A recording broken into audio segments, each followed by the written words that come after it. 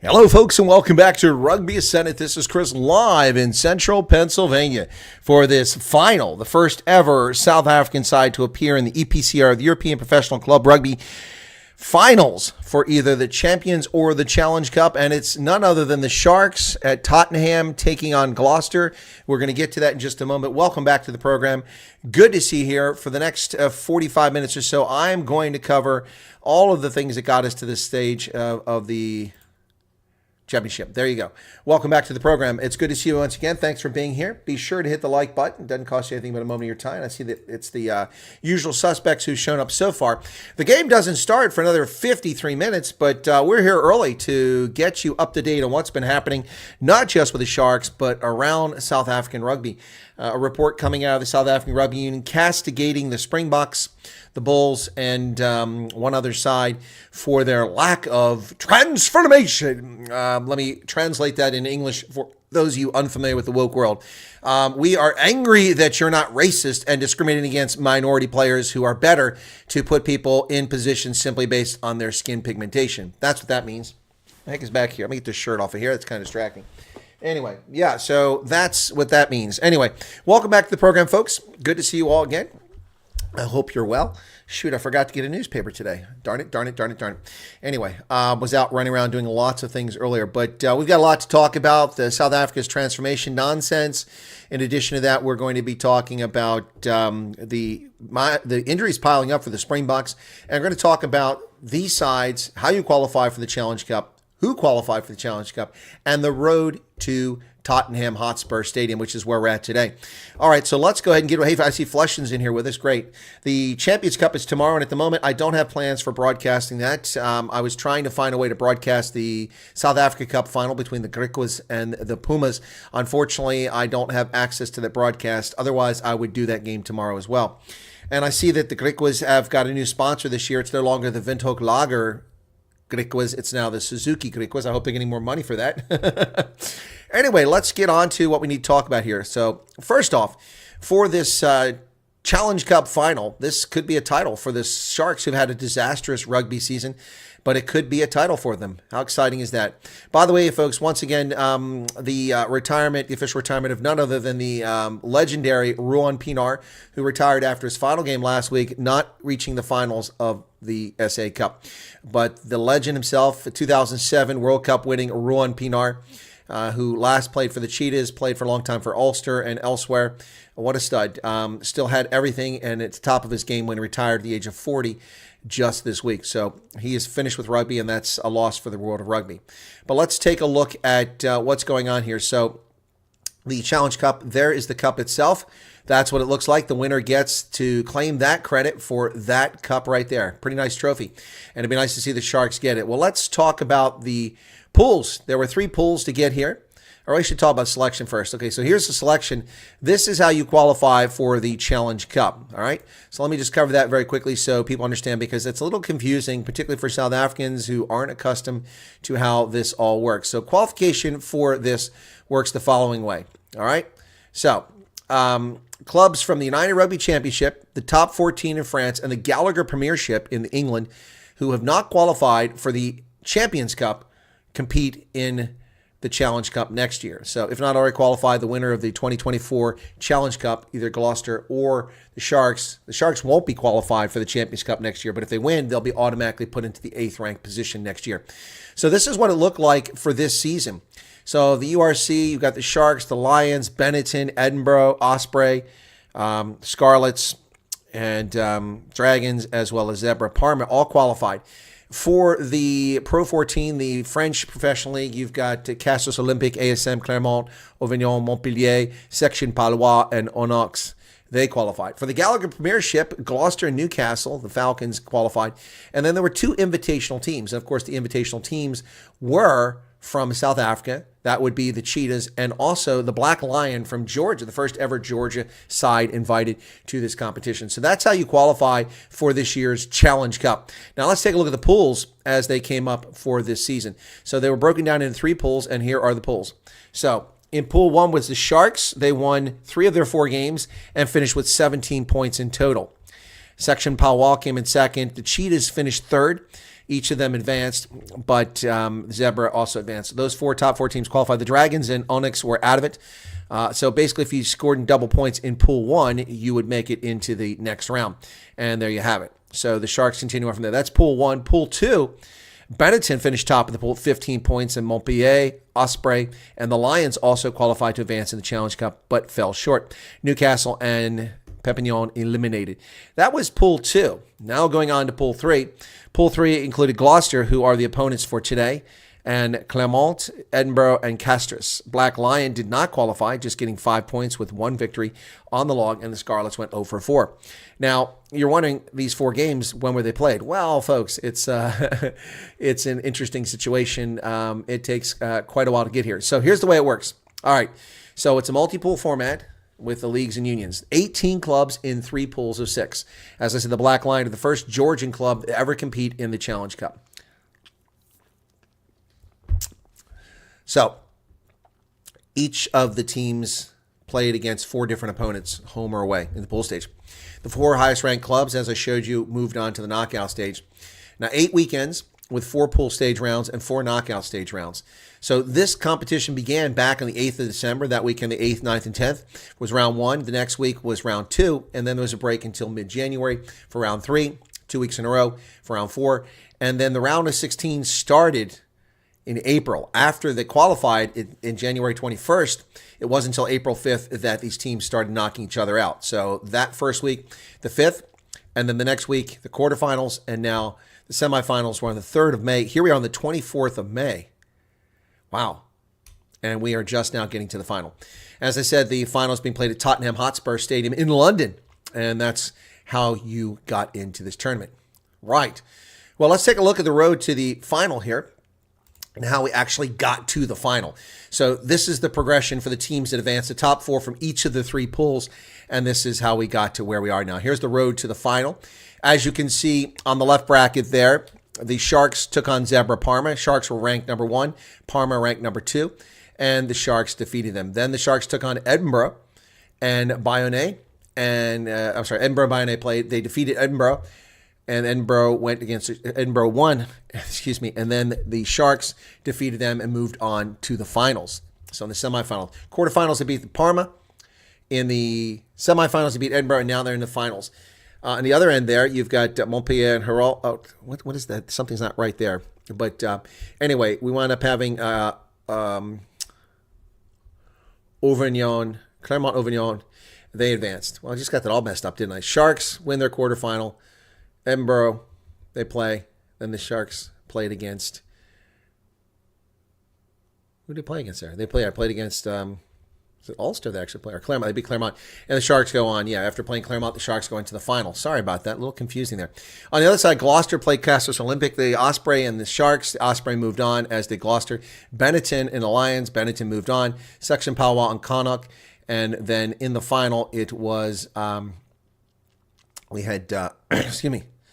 In the semifinal, we had Gloucester winning that and moving on from beating Connacht. So we've got the Sharks and Gloucester. Gloucester is listed as the home side, but the Sharks were the top-ranked team. That is interesting. Let me say hello to everybody in the chat here very quickly. So there's Hendo, there's Dylan, Ulrich Fenter's here, Fleschen, Garrett Gillich, John DeBrun, and let's hope the Sharks do get it done. Hendo's here. I said that already. Erica, welcome to Erica. Tristan Sayers says, go Sharks, tonight's your night. Yeah, they do need to pull it off.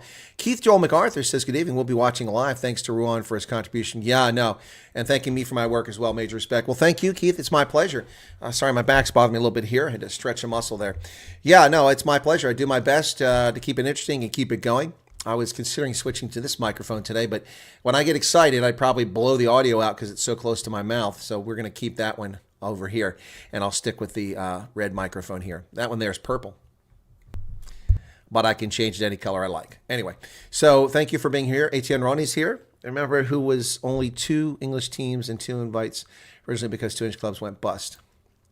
Ah, yeah, that's correct, Flesh. And they went out of business. They went bankrupt. That's correct. And Tristan, thank you for covering the game. We'll listen to you while watching the game live. Well, that's what a lot of people do, Tristan. A lot of people do put the television on mute and they listen to my commentary. So thank you for that. I really do appreciate that we try to grow this channel. A bit disappointed. I really hoped that our coverage of the Rugby World Cup live in France would have gotten us over the 5,000 subscriber hump last year, but we were sabotaged by a hate-wanking leftist slimeball who lied and attacked the channel and ruined the progress we had. We were doing great. We had lots of steam. We were picking up subscribers. Nas Bota was on the program with me, and this scumbag went and whined to Supersport that Nas Bota was on here and it was inappropriate to have a conversation with me. So there was nothing wrong with Nas being on the channel. We just lost Nas, and so that kind of dried things up. So I'd really hope we grow somewhere, but we didn't, and I had bogus copyright claims by fake World Rugby accounts. YouTube did nothing to go after the people who made fraudulent claims against me and got my channel suspended. But anyway, we're here. We're still here. Vikas in Namibia, welcome. Yep. Last Rugby live stream. Yeah, well, it will be probably the last one because after this, I'll be in Cape Town on June 1st for the Stormers taking on the Lions for the last game of the United Rugby Championship, the final game of the season, a game that the Stormers need to win and get some points. But I mean, technically, they don't need to win it, but they get a better seeding if they win. So I'll be at DHL Greenpoint Stadium on the 1st of June, and then on the 8th of June, I have my ticket. I will be at Loftus Versfeld covering the quarterfinal where the Bulls host someone there. Yet to be seen who they'll be. If, in fact, the Bulls win and move on to the next round, or the Stormers win and somehow only teams below them advance, then they'll host a semifinal, unlikely. And I'll either go to Cape Town or more likely Loftus for a semifinal. That'll be exciting. So, yeah, I'm headed off to South Africa here on early next week, and I'll be there for the elections and the aftermath. Jean Reynal says Sharks are $400 underdogs. Yeah, well, I'm not surprised. They're playing like crap. Look, they lost to Benetton in a game they should have won. They got slaughtered again the other day. So who knows what will happen. Also, Lucanio Am is out. There's been a number of injuries. Jaden Hendricks is out, although I don't think that hurts the Sharks. I think it actually helps them if they play Grant Williams or someone else at that position. Anyway, so yeah, that's the road to the competition. That's what we're looking at. And thank you all for being here. We will be covering the game live as soon as it starts, and we got a little ways to go for that. So the Challenge Cup is kind of the poor stepsister, the poor cousin of the Champions Cup. The Champions Cup, of course, though, unfortunately, the Bulls and the Stormers are knocked out of it. Neither one of them put their best foot forward in that competition this year. Last year, the Stormers put a good foot forward. This year, not so good. The Sharks last year were in the Champions Cup because 3 teams qualified. This year, just 2 teams qualified from the South African side from URC. But it is kind of exciting to see South African sides playing in Europe and qualifying for these things. The Sharks have had an atrocious United Rugby Championship season. They've won just 4 games, an utter disaster. However, if they can pull out a title tonight, it will be a nice salve for that wound and make up for everything. So, yeah, the URC Awards, you can vote for those if you go to the United Rugby site, unitedrugby.com. Yeah, but here we sit at the end of the season for United Rugby, and the Sharks find themselves lowly 13th position, 4 wins, 13 losses. Can you imagine that, folks? 13 losses. That's just crazy. I mean, that's just a horrible season. And this is from a team that has bought all the talent it could possibly need to be successful. Unfortunately, it's not happening. They brought John Plumtree back in to coach the Sharks. Powell has been brought in the front office, and the Sharks have gone backwards, not forwards. They were a playoff contender in the URC 2 seasons ago, and now they are at the bottom of the rung. It's really sad for Sharks fans. I'm not a Sharks fan, but I'm rooting for them because they're a South African side. But really, really sad for Sharks fans to have to deal with this poor performance. Anyway, so yeah, the last time I was at a Sharks game was last year when Ulster played them at Kings Park. I flew down from Joburg, went to the game, and flew back up to Joburg the same day. It was an exciting day. Like a lot of South Africans flying from one part of South Africa to the other and heading back the same day. Pretty exciting stuff. But that was a bit of a disappointment, that game. Anyway, but the Sharks have a chance to redeem themselves today. Gloucester, for their part, Gloucester is a team that can be all over the place, too. It's really strange how that team at times looks like world killers and other times they just look like a disaster. It's just crazy.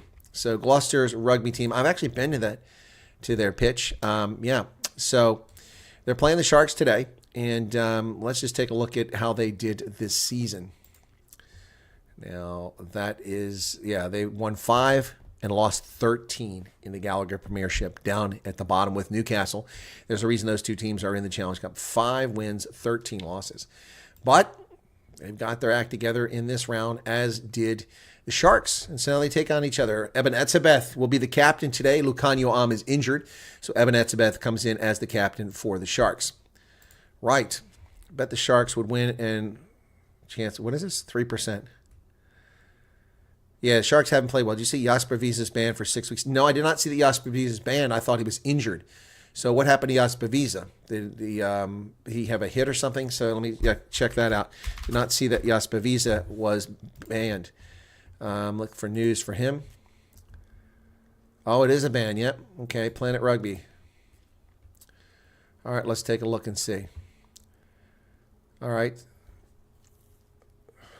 Red card in the final appearance for Leicester. Okay. Wow. So we got a red card. That's just harsh.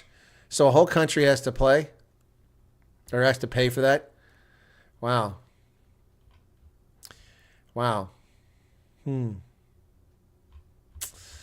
we'll say 6-week ban. That's going to knock out most of the test season, at least the immediate one. So, Jasper Wiese is set to miss a large chunk of the Springbok season through the suspension after copping a 6-match ban following his red card in final appearance for Leicester.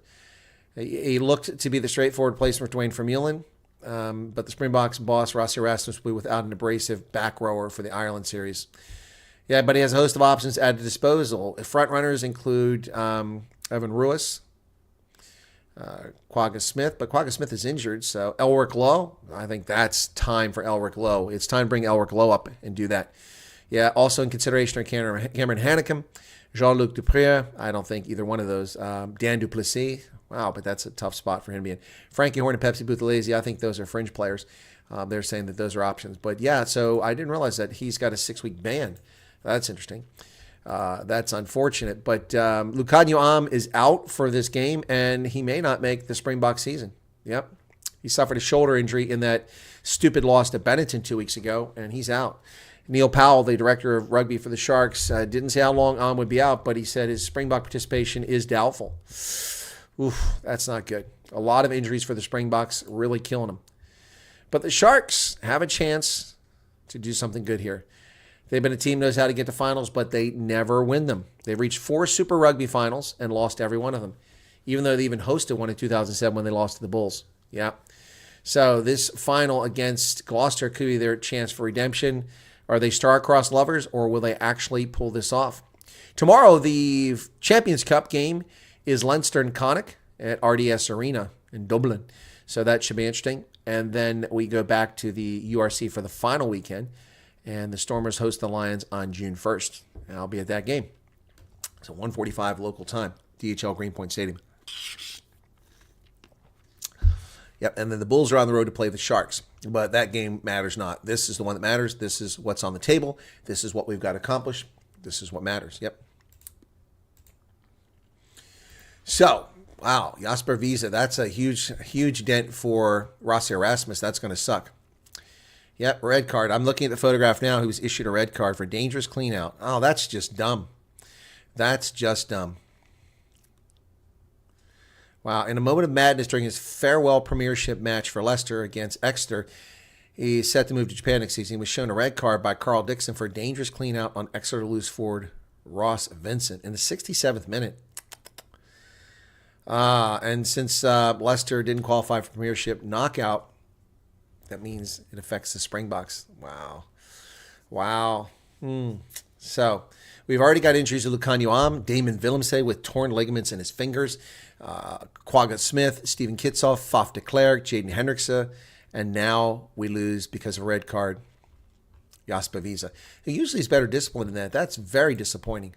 Very disappointing. As I said, Eben Etzebeth wears the captain's jersey today, or the armband, I should say, for a date with destiny. Can the Sharks pull it out? I bet you Eben will give it all he's got. He did that in the game against Benetton. Not Benetton, not that one. What's the previous game for this when they qualified? They moved on. That's when he did it. He just saved that game late in the game. Anyway, Francois Fenta comes in for Lucanio Am at midfield. Fenter will play inside center, and Ethan Hooker moves to the outside center position. Grobla will come in for Emil van Heerden at lock, and that's pretty much the only changes for this. Dylan Richardson and Edwin Cater will both be on the bench and be able to come in. But to be honest, the Sharks bench doesn't look particularly impressive. You've got on the bench Dylan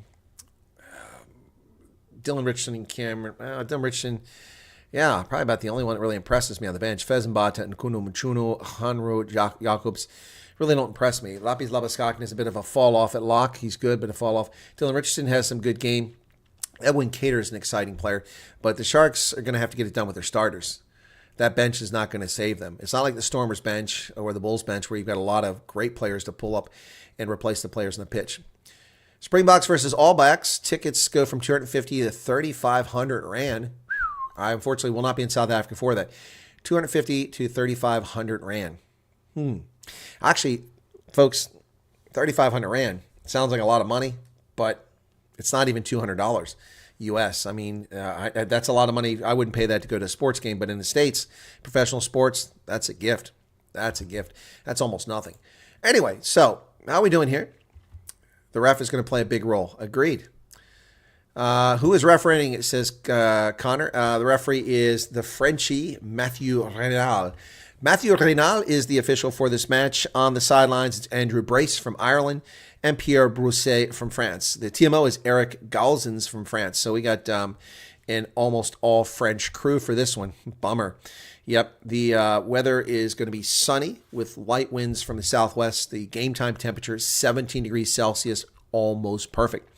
Yep, light winds. So this is great conditions in London for this game today. I mean, it's that time of year. It's springtime. So a great time to do it. And Giuseppe Garibaldi's here. Welcome, Giuseppe. Good to see you again. Bench is going to kill the Sharks today. Yeah, that bench is terrible in my view. I think the Lions are going to crush the Stormers Saturday. Well, I hope not, Tristan, because I'll be there. And although there was a problem with the Ticket Pro website, I booked the ticket for the Loftus game. I got my confirmation. The credit card was billed. It sent me to the site.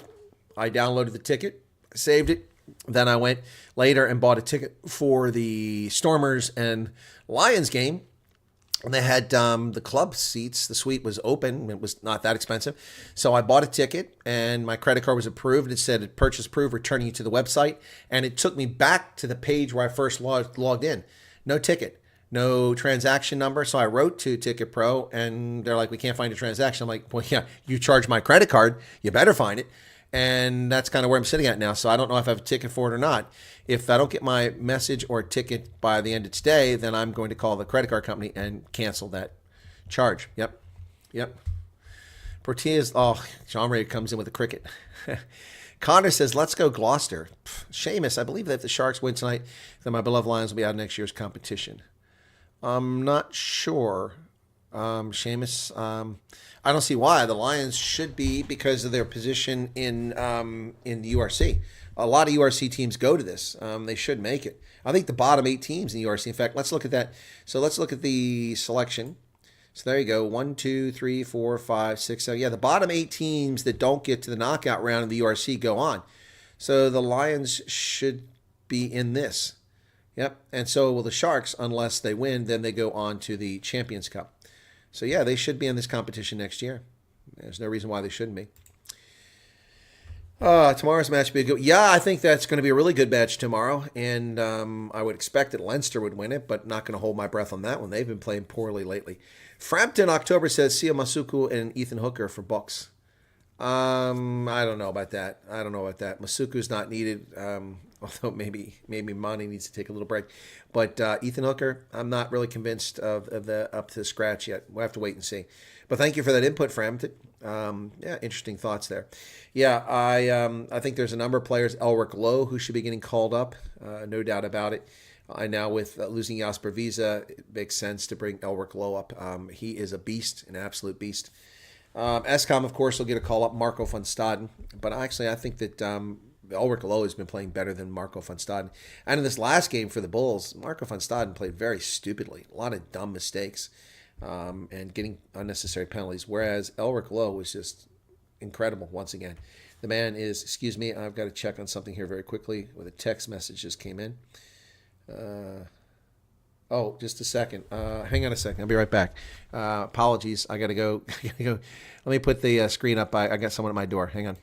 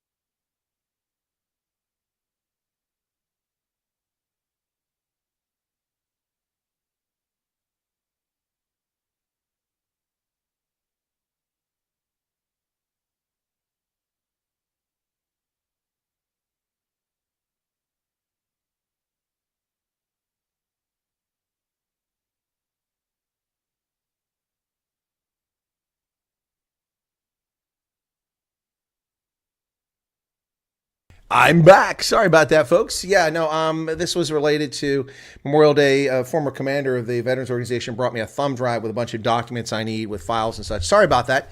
Apologies for that short intermission. I got to crack my back now. Hang on. There you go. Show my backside. Bangladesh lost. Okay, that's not a surprise. Cool beans, folks. Thanks a lot for your patience. Arc Precision's back. Good to see you again. Yeah. Oh, gosh bless it. Fundameva and Johnny May going to kill the Sharks. Well, yeah, I'll be honest. I went to Superoo and I picked Gloucester to win this thing. But hey, we'll see. Yep. All right. So, yeah, there'll be meet and greets coming up next month. There'll be a... I'm not going to do as many as I have done in the past. I'm going to cut it down. All the pundits just said the ref is going to be the downfall of Sharks. Well, hey, look, Mathieu Reynal has been the downfall of the Springboks many times. He and his predecessor, the Frog, always like to call games very poorly. I'm not a big fan of the French officials. There's only one of them I think is worth their salt, and it's certainly not Mathieu Reynal. I'm not a fan. Andrew Brace is okay for Ireland. He has his moments. Pierre Brousset, I'm not particularly well familiar with him, and I have no idea who this TMO is. Never heard of him before. No, this jersey is from last season, I think. It's an older one. This isn't the Champions. No, it's just a... What the heck's going on there? Some of the lettering came off. Yeah, I got this one. Erica's daughter designs the Sharks jerseys. She also did the South African Olympic jerseys and kit. So, yeah. So, this one was given to me. I think this was one given to me. Very nicely done. Yep, so thank you for that. Yeah, again, I'm not a Sharks fan per se. I think it's a team like the New York Yankees that buys its talent and tries to win championships by buying it, by taking talent where others develop it, like the Stormers. But, yeah, they're South African side, and so I root for them. I do root for them. Hey, Myra, how are you doing? Welcome. We lost 10 people because I went away for 2 minutes. Shame. Folks, I got other responsibilities. Yep, and I didn't know he was going to come by now, so he's in the area, so I was able to get that. So, all right. Chris is going to collect new. Yeah, well, I am looking to see new jerseys next month. Yep. I've actually never been to a Stormers game at DHL Greenpoint Stadium. So if I get to that one on June 1st, it'll be the first time ever. I've been to DHL Greenpoint Stadium for the Sevens World Cup, and but I've never been there for a Stormers game. And unfortunately, I've never been to Newlands. I actually have been to Newlands grounds, but after it was closed, when I made a video about how sad it was. Hugo Keenan just dropped Ireland for the Olympics. Wow. So what is Hugo Keenan going to do? The sevens in the Olympics? Is that what he's doing? Martinez Ellis says, hi, that score, please. I'm Shark supporter. Totally forgot the time. There's no score. The game hasn't started, Martinez. The game starts in 24 minutes. Yep. Of you all don't like the Sharks will lose. What? Sevens for Ireland. Thank you for that. Well, he'll be good on the sevens, I'm pretty sure. They're about to plunder the Lions of their star players. Yeah, oh, you mean the Sharks? Yeah, yeah. Wow, yeah, that's very interesting to see that Hugo Keenan's gonna drop Ireland for that. That'd be good for the Springboks. Can we get James Lowe to also do it? I think I'd love that. Maybe Caelan Doris. Nah, Caelan can't play sevens. But I think get rid of Hugo Keenan and James Lowe would be wonderful. I think that guarantees a Springboks run the table on Ireland. Oh, you're in time, Martinez. No, what happened with me is that I was up at I didn't go to bed last night. I've been up all night, so I've been up since yesterday. I did have a nap briefly, but what happened was I interviewed Valentin Hlabisa, the president of the Inkatha Freedom Party, at 3 a.m. my time. It was the only time he's available, so I was up and I interviewed him. And after I was done, I set up the broadcast for the rugby, and I read the time incorrectly. I thought it started at 8 p.m. in South Africa. It actually starts at 9. So my mistake, but hey, I didn't want people to be clickbaited and come and show up an hour early. So what we've done is we've run through and discussed the nonsense with the transformation of the Springboks. We've run through the road to qualifying for the Challenge Cup, the teams that qualified, the pools they came from. What we haven't done is the lineups. So let's go ahead and do the lineups right now because Connor Crowley is asking for it. Here you go. Here are the lineups for the two sides. All right. So, and I'll go over them again if there's time just before we start the game because people will tune in late. So let me just turn off my camera. There we go. All right. So for Gloucester, Santiago Carrera is back. So that's pretty interesting. And it's going to make a big impact for them. So at fullback, Santiago Carreras, the Argentine national. Johnny May wearing the number 14 jersey. Chris Harris and Seb Atkinson. On the left wing, it's Ollie Thorley. Adam Hastings is the fly half. Kalen Engelfield is the scrum half. Zach Mercer. Lewis Ludlow is your captain. Ruan Ackerman, South African. And then there's Arthur Clark, Freddie Clark, the Clark brothers, the Clark bars in there at the lock positions. And in the front row, it's Fraser Balmain, Seb Blake, and Jamal Ford Robinson. Off the bench, it's Santiago Socini, Maiko Vivas, Kirill Gotosev, Albert Tuise, Jack Clement, Stephen Varney, Max Llewellyn, and Josh Hathaway. That is Gloucester's lineup for this game. Right, moving right along to the Sharks. And the Sharks captain, as I said, is none other than Eben Etzebeth. Eben Etzebeth will be the captain for this game. Lucan Yuam, normally the captain for the Sharks, is out with an injury and does not look good going forward. He's going to miss the Springboks test. Starting for the Sharks, wearing the number 15 jersey at fullback is Affilié Fasse, who may be a call-up again for the Springboks this year. Werner Koch on the right wing, wearing the number 14 jersey, who had an atrocious game against Benetton. He is definitely going to be in a hunger mode to make up for that disastrous high ball performance and then throwing the ball into touch at the end of the game against Benetton. Ethan Hooker wearing the number 13 jersey. We already found a fan for Ethan Hooker in this game. Francois Fenta and then Makazole Mapimpi will be once again on that left wing. Sia Masuku is the fly half, having a hell of a season, and Grant Williams, my favorite amongst the Sharks scrum halves. Although I do like Kobus Reinach, but he's not with them. We've got Grant Williams at scrum half, Pepsi Buthelezi, Vincent Chichuka, James Fenter, and then the locks are Grant Herbla getting the nod over Van Heerden, who appears to be out of the lineup, and then Eben Etzebeth, who is the captain, as I mentioned. Eben Etzebeth is the captain wearing the number 4 jersey. In the front row, it's Vincent Koch, Bongi Amanambi, and Oxenche in all Springboks front row. Off the bench, Fez Mbata, Ntukum Chunu, Hanro Jacobs, Lapis Labaskakne, Dylan Richardson, Cameron Wright, Kerwin Bosch, and Edwin Cater. Those are your lineups for this game. There's the bench right there.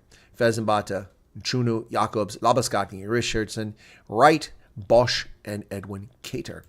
Well, there you go, folks. Those are your lineups. Again, if we have time just before it starts, I will come back and I will cover it again. But for now, that's it. That's the lineup. So we're getting ready to get started here. Good evening, everyone.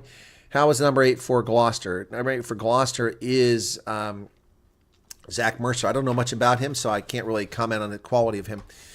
Poor sweeper putting his heart and soul into Ireland 7 and getting usurped by Keenan. Yeah, no doubt about it. John Raynell says, yes, that Gloucester lineup is so much better than the Sharks. Well, the Sharks have 10 Springboks, and if they can't get this done, that's very disappointing. Very disappointing. So Martinez says, thanks for the commentary. We're totally lost without you here in South Africa. Well, thank you, Martinez. Very much my pleasure. I appreciate that. I wish about 40,000 people knew that, so we'd have huge audiences here. It'd be really fun. Jacques Kutz is back from the great beyond. Good to see you there, Jacques. Welcome back to the program. You know, we got more people chatting, but the numbers are dropping off. A lot of people have disappeared. We're down to 47 people here. Now we're back to 51. But we were up at about 60-something a little while ago. So, and then I had to answer the door. That was kind of awkward. But we're getting close. We're about 18 minutes away. Let me go check and see if they've loaded my stream yet. That's not the right window. Hang on a second here. I got lots of screens here, but not all of them meet my needs. Where are you hiding? Somewhere here. There it is. All right, so there we go. Let me go ahead and reload this and make sure. 3 p.m. Eastern Daylight Time, which is in 18 minutes. Gloucester versus Sharks final. Okay, good. The feed is up and running. It's currently in the loop where they play before the game starts. But yeah, when I loaded it earlier, it was too soon and it was not there. So now it's there. Cool. All right, there's your starting lineups. We've run through how the pools were run. 18 teams, 8 from the URC, and then 2 invitational teams plus 2 from the Gallagher Premiership and 4 from the Pro 14 in France. And that's how this was decided. The teams in the URC who finish out of the playoffs, out of the top 8, go into the Challenge Cup. The top 8 qualify for the Champions Cup next season. So there you go. So right now, the Stormers and the Bulls would qualify for the Champions Cup next year. The Lions might still get there, but let's not hold our breath. The Lions have to beat the Stormers, and they need a bonus point. But, folks, I don't think that's going to happen. Just ain't going to happen. Seems highly unlikely. So in the log for the URC, Munster's at the top, the reigning champions after beating the Stormers at home last year in the final. They have 63 points. The Stormers have 54. Munster has 12 wins. The Stormers only have 11 wins, but 1 win. The difference is they've had 2 more losses, and that's why they wind up in 5th place. But the Bulls are in 2nd place at 61. Then comes Leinster with 60 points, Glasgow at 60, both of who fell short last week. And the Stormers closed the ground. But the Stormers cannot get to 4th place, so they'll be on the road for the quarterfinal. Right now they play Glasgow. Let's say they beat Glasgow, okay? And then the 3 teams above them would also have to lose or in order for them to get a semifinal. Yeah, or they have to win the semifinal and then the teams above them eventually get eliminated. So it's very unlikely the Stormers will have a home game in the playoffs, all as a consequence of losing a game to the Ospreys of Uska, which they never should have lost.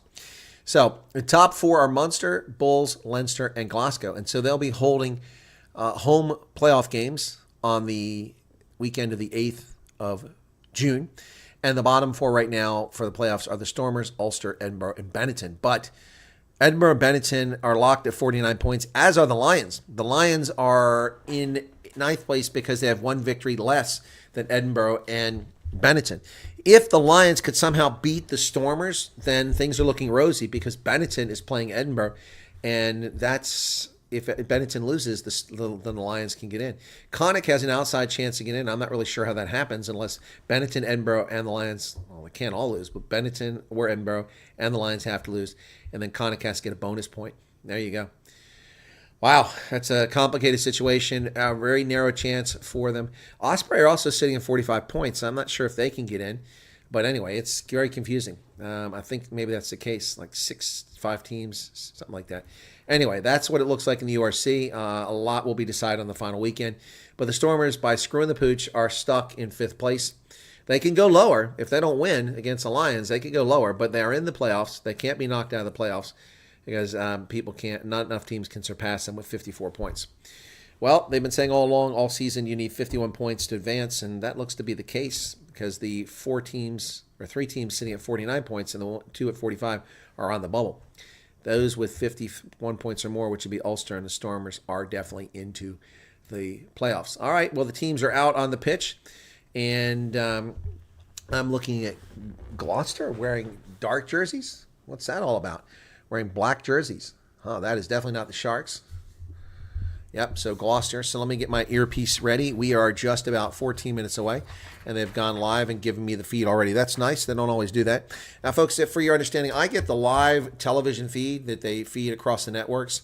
So, like, if you're in a different country or a different network, what they'll do is they have the television feed, and then you pump in your own commercials, that sort of thing.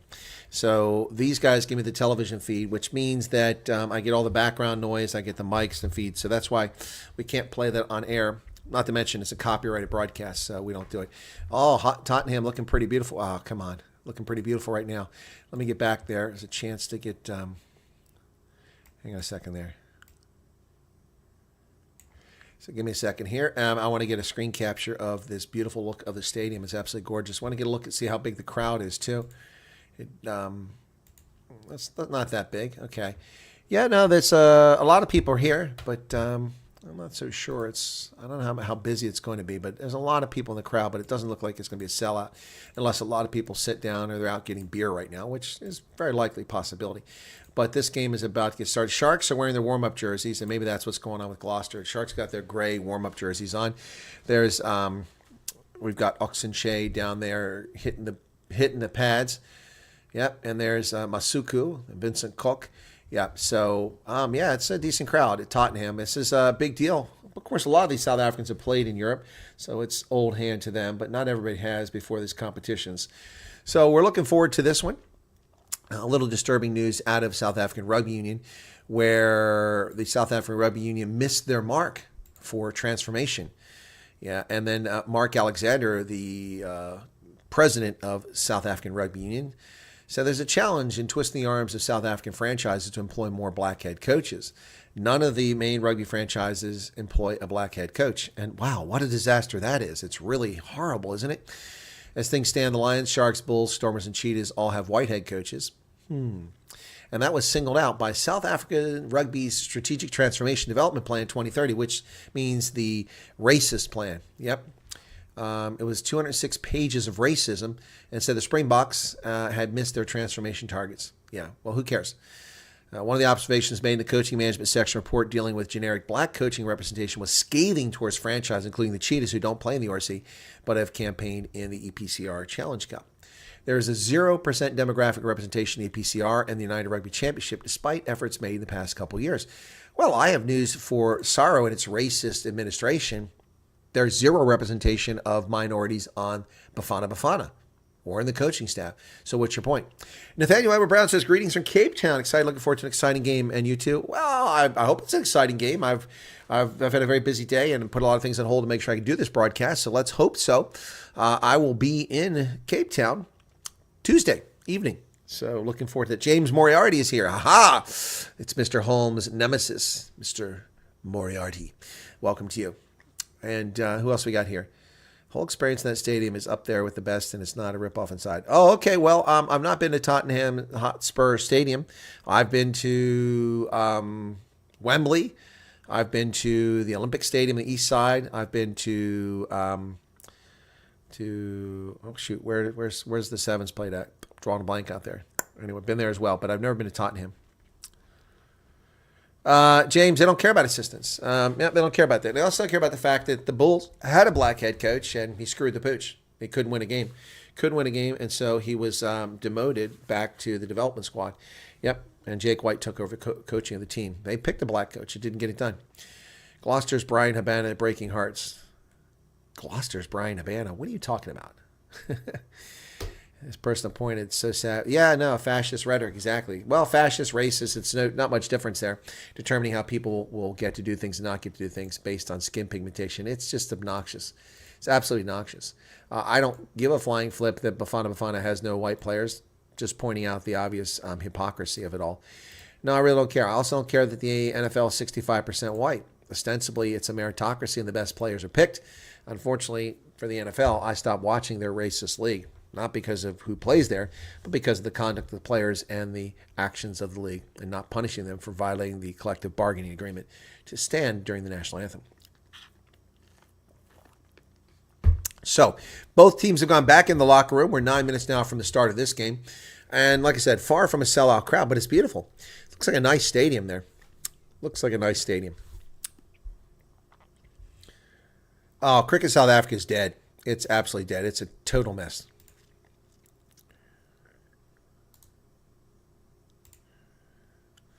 All right, so. Sorry, got a message from Ronaldo Jos telling me that he got drug away to a meeting, which is fine. I was not surprised. Yeah, cricket South Africa, no. And, for over 2 years, the media called the former captain a racist and accused him of racism. And not one of them has been prosecuted for criminal injuria. Or today, that'd be hate speech. Not one of them is prosecuted for lying and misleading people. And they got to label him a racist for years. And, of course, he wasn't. Investigation by black and brown South Africans looked into it, and not a racist at all. 2007 Super Rugby final, Brian Abana swiveled through the Sharks. Oh, gotcha. That's what your reference was, yeah. Yep. Leinster, Toulouse. Hey, Farid. Leinster's playing tomorrow. Let me go check on that real quick. So I've already mentioned when it is, but come on. I don't want the Challenge Cup. I want the Champions Cup, okay?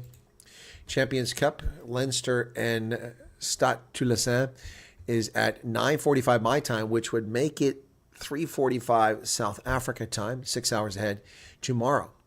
And that's also here. I thought that was... I'm confused. Are we not at Tottenham for this one? Is that not Tottenham? Well, that's interesting. Huh. But that one's at Tottenham. For some reason, I thought that was being played elsewhere. I must be confusing something. Huh. Let me just see something here real quick. Matches, full table. Yeah, they're both at the stadium. Well, that makes a lot more sense. They play. Kids are coming out now carrying some sort of flags. I think they're team flags onto the pitch.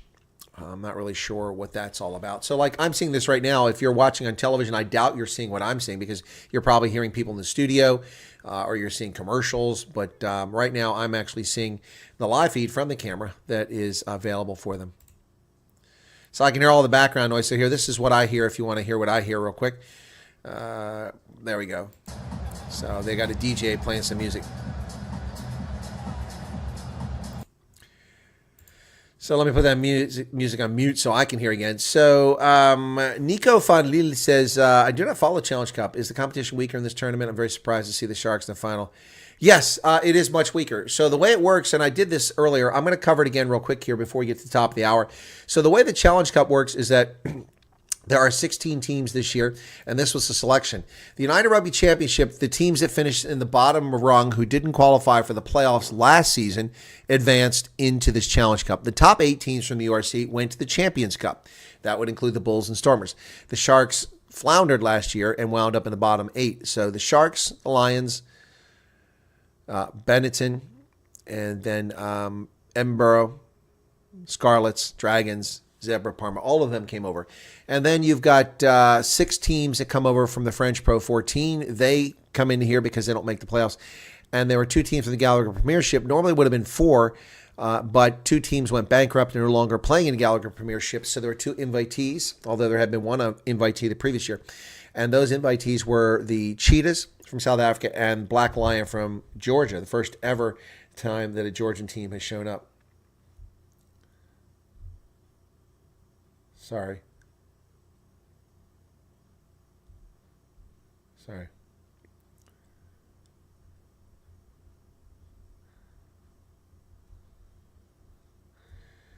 Yeah, so that's I've important business here, folks. We got 600,000 of rand bills got to be paid. Yeah, so those are the teams who were invited to the Challenge Cup, to answer your question, Nico.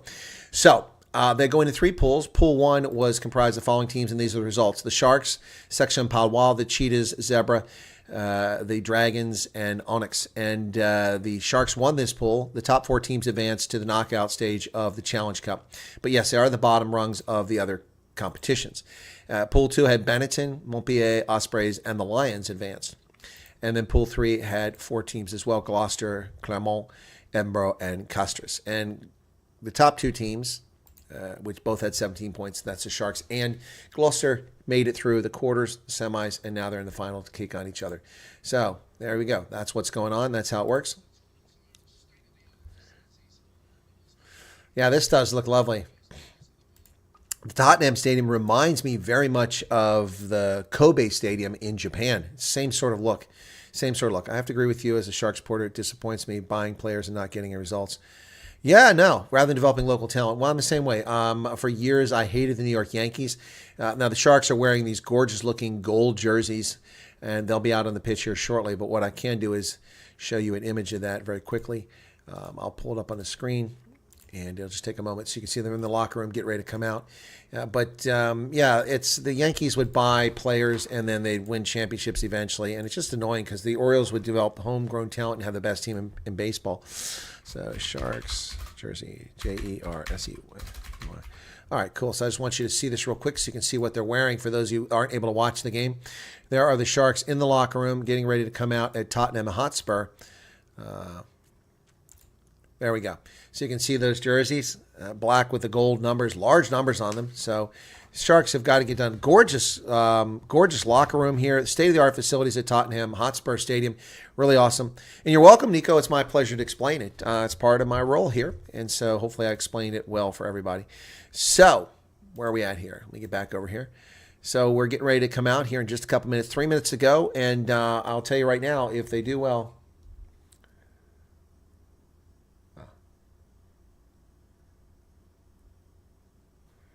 All right, cool. Yep. So, sorry, this business I have to take care of here. Anyway, I had to do a transaction today, around 600,000 rand for this organization, and then they had to go pay a bill which was overdue. So that's why I got to make sure it's paid. It's been paid. That takes care of it. Problem solved. All right. For the short term. Well, the Champions Cup is the top end of this, and this is the Challenge Cup. It's the also ran sweepstakes. So congratulations to the teams that qualify for this.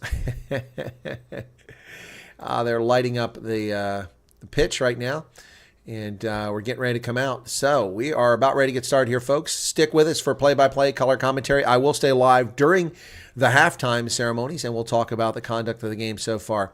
Makazole Mapimpi is ready to go.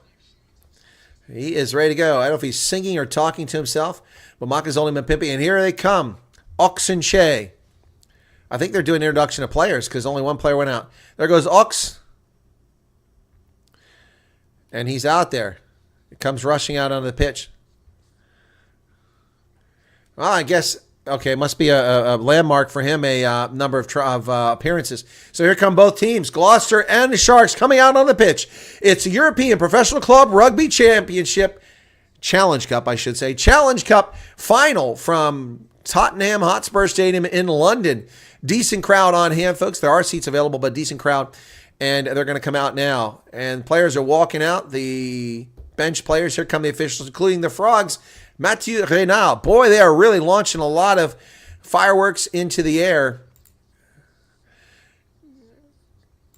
Gloucester has won this competition in 2006 and 2015. The Sharks have never won it. So, brand new for a South African side to make it to this sort of event. So that's pretty exciting for us. All right. Wow. So Gloucester with the record and the history here. Let's see how they do. But let's see what the Sharks. We want to see the Sharks pull it off.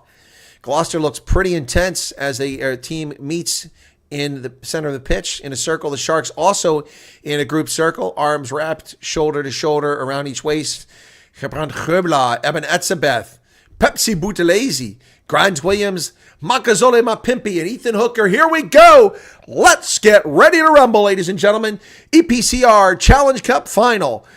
This is the last hope for a South African side to win a title in one of these competitions this year. Mathieu Reynal, the French official, is on the pitch talking to Masuku. So it looks like the Sharks are probably kicking to Gloucester to start this one off. Here we go. What are we waiting on? It's 3 o'clock. Let's go. Crowd getting into it.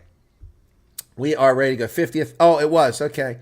Yeah, you know, I got that, Ark, but I mean, but Ox has played 50 matches before for the Sharks, has he not? All right. And this is a challenge. This isn't regular, so I'm surprised to do it here. All right, folks. We are ready to get going. So Reynal is retiring. This is probably his swan song. Sharks kick off to Gloucester, taken inside the 22, and Werner Kalk is all over it for the tackle immediately. Gloucester forms a ruck. Englefield will be digging out of the back of that. The ginger-haired Englefield kicks it over the top, nearly charged down by Ebenezabeth. Going to get to midfield just past that, where it's taken by Fosse. He comes up, kicks it from midfield, runs through a crowd of people to get down there. And on the high ball, player taken down. He's probably going to get a penalty right there.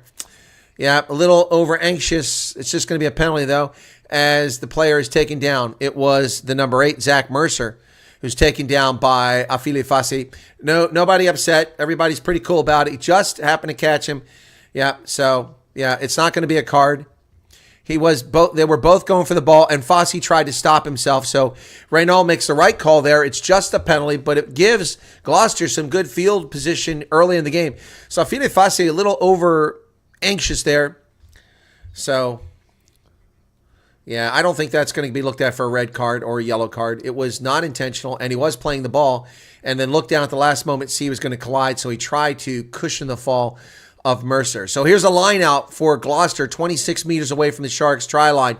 Successful, not challenged by the Sharks. Here comes the ball across the middle, working through Faith. Oh, what a tackle! James Fenter just picks the man up and puts him back down. But Gloucester retains possession. Vincent Koch with a tackle now at the 22. Outside the 22, excuse me. Hard to see. There's some soccer markings out there, it looks like. I didn't even know they played soccer on this pitch. So they come wide with it, Gloucester does. Not really advancing anywhere. Ball goes back to center. It looks like the Gloucester side is playing advantage here. Matthew Reynolds' arm goes up for advantage. I'm not sure. It must have been offside. Charging up is Fenter. And boy, he is a whirling dervish out there right now. We're going to come back for the penalty. So Reynal, and what is the call? Oh, it's a high tackle. Makazole Mapimpi got a seatbelt tackle. That's what it is, a high tackle against Makazole Mapimpi. I didn't see that. Camera angle was not in the right direction. So, all right, let's take this hat off so I can focus, let my brain breathe. So Gloucester and the Sharks, here we go. Ball is kicked down deep, and it's going to be a line out for Gloucester just 6 meters away from the try line. The Sharks in trouble early, 2 minutes, 41 seconds in the contest, and the Sharks are already in trouble, folks. Wow. Well, let's get the scoreboard up before they score so we at least have a 0-0 score briefly, momentarily. All right. It's a line out 6 meters away, not contested, and they're into a rolling maul, driving forward. Gloucester collapses. No penalty. They collapse themselves. They pick it out. They go over Englefield. They're going to go wide. Sharks only have one player, but the ball is bouncing on the turf, gives their defense time to catch up. And is Ethan Hooker with a tackle there. We got a whistle.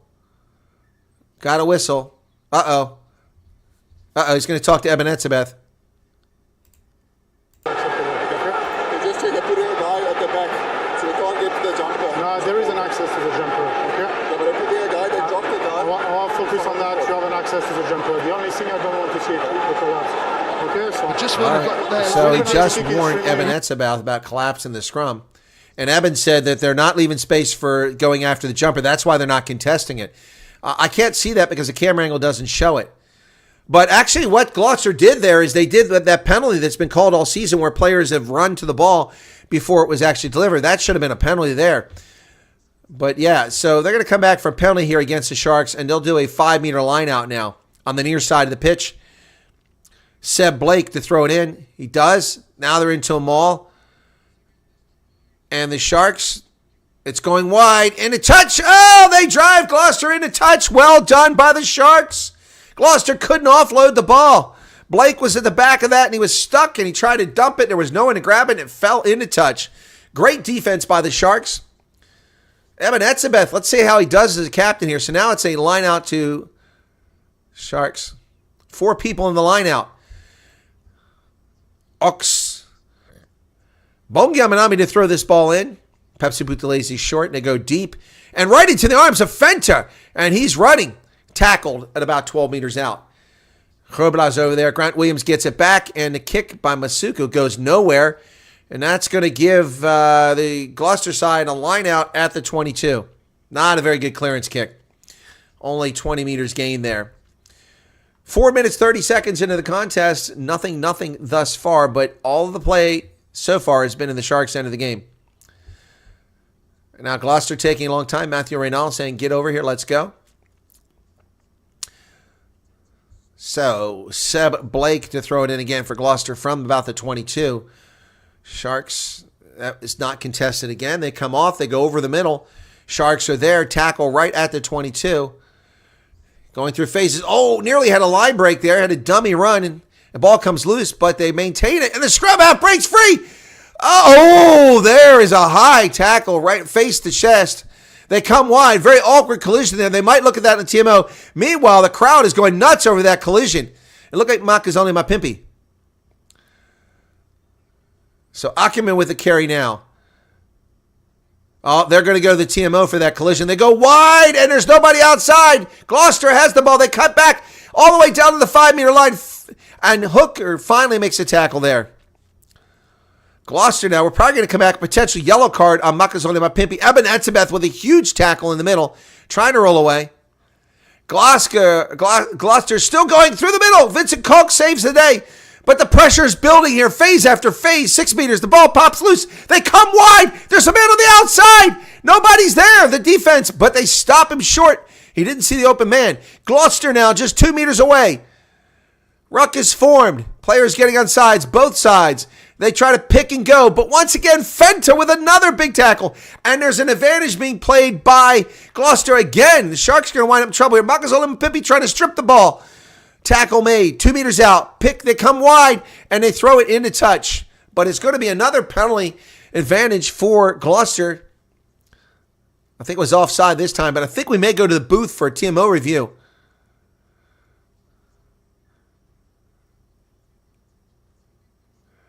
Ooh. Oh, but that player went to his knees. That's not Makazole Mapimpi's fault. Mapimpi better not get a penalty for that. The scrum half dropped to his knees.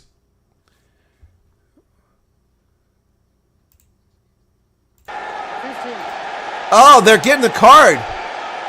They're giving a card to Fassi. Falling across Afalele Fassi. Wow.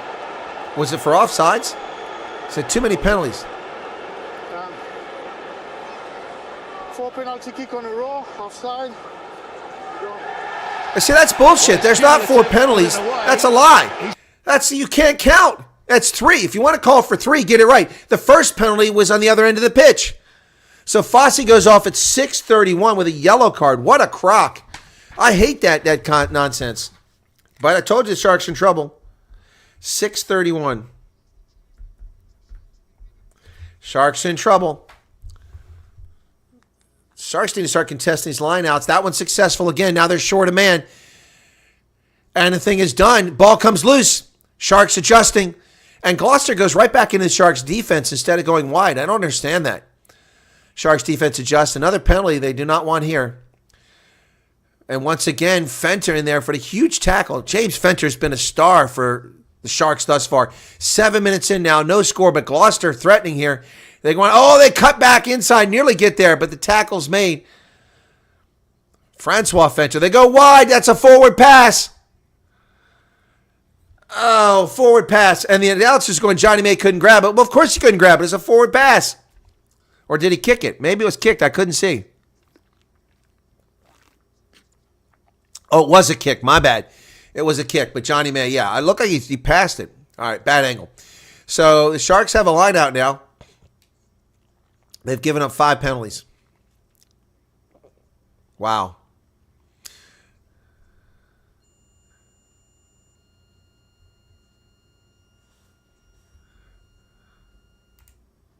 Something going on with the broadcast. I just started getting feedback. So here we go. 5 meters out. Gloucester again. So there was a penalty on the Sharks. I didn't see that one called. And they're cutting through the middle. Oh, he lost the ball. He lost the ball. It was picked up by Eben Etzebeth. And the Sharks are playing advantage. Wow. What a turnabout. He reached out and the ball came loose. It was a knock on. And then a penalty. Wow. Sharks are playing a knock on advantage. Wow. What a shift in momentum right there. Lost the ball going forward, trying to reach for that line. Man, oh man, just darting through there. Let's see. Eben Etzebeth is the one who stopped. Yeah, Eben Etzebeth came in with his knee. Wow. And then picked the ball up. Man, oh man. Chris Harris trying to get in there. Eben Etzebeth saves that try. I told you Etzebeth is going to play like a monster today. So it's a knock-on advantage to scrum. 8 minutes, 29 seconds, our first scrum of the game. Chris Harris doesn't get over because Etzebeth puts his leg out there, blocks it, and the ball pops up, and he catches it. Wow. The Scottish national, Chris Harris. Wow. Unbelievable. Hey, welcome to 129 people here, folks. If you're not a subscriber, why don't you become one right now? Thanks for tuning in. This is epic thus far. The Sharks in a lot of trouble here early in this game. First scrum of the game. Clock is stopped at 8:29 as Matthew Reynal talks to both sides. Tells them get ready for this here. My goodness. Bongi Amanami's got a chunk of skin missing out of his forehead. Somebody took out a chunk of skin on him already.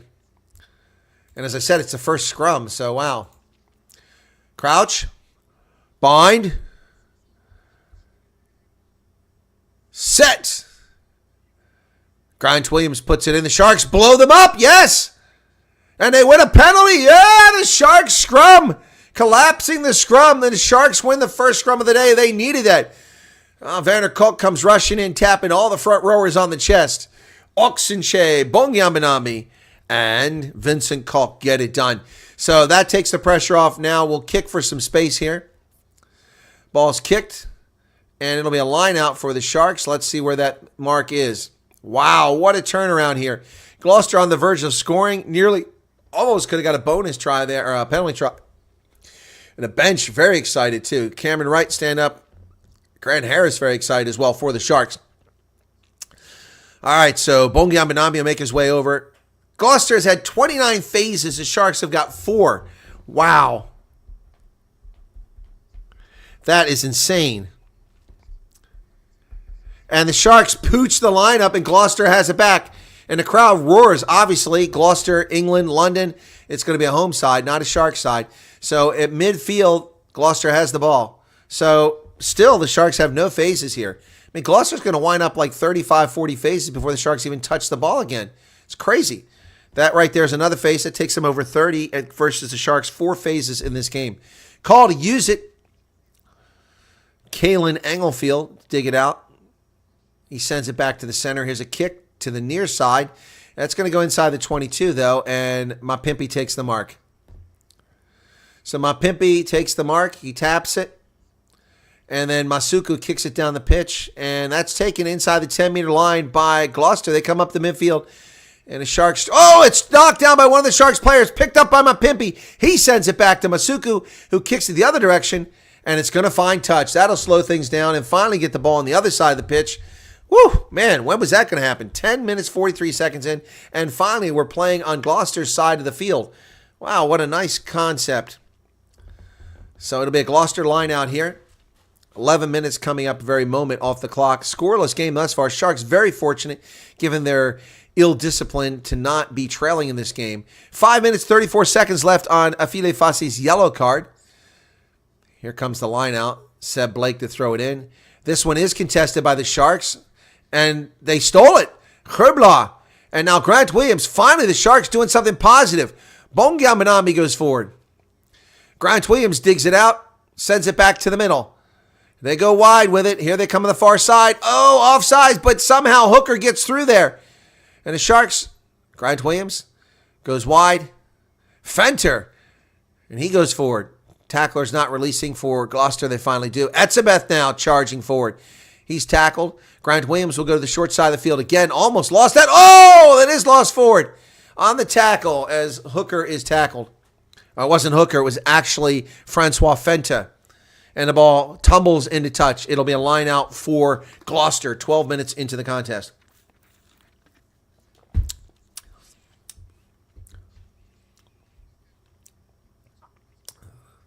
So David Mitchell says, come on, Sharks. So what's going on? A scrum. I didn't hear why. The TV announcers won't shut up, and I couldn't hear Matthew Reynal, and they're not talking about why there's a scrum. Oh, they chose a scrum. Okay. All right, so Gloucester now, 12 minutes, 22 seconds in. We'll get the second scrum of the game. Remember the last time the Sharks blew them apart. So essentially a home side for the Gloucester crew. The ginger-haired Englefield, Kalen Englefield to put in. Bind.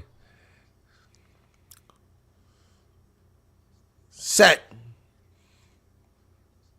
Ball's put in the pipe, and then the Sharks blow him up again. Oh, come on, Reynal. Get a penalty here. Yes, the Sharks. This is a makeable penalty, too. Wow. The Sharks scrum is getting it done. Gloucester cannot believe it. Front rowers in total disbelief. Wow. Man, the only thing going right for the Sharks is this scrum. 2 scrums, and they just destroy Gloucester in these. Wow. So let's see what the Sharks do. They're going to kick for the corner. They're going to go for the post. They came up under pressure, says Matthew Radall, and they did. You could see the surge from the very beginning. The Sharks had an initial surge. You just pushed them back one full step, and they never recovered. Man, that was awesome. And they want to ruin the scrum for Rugby Union. What a shame. This isn't Rugby League.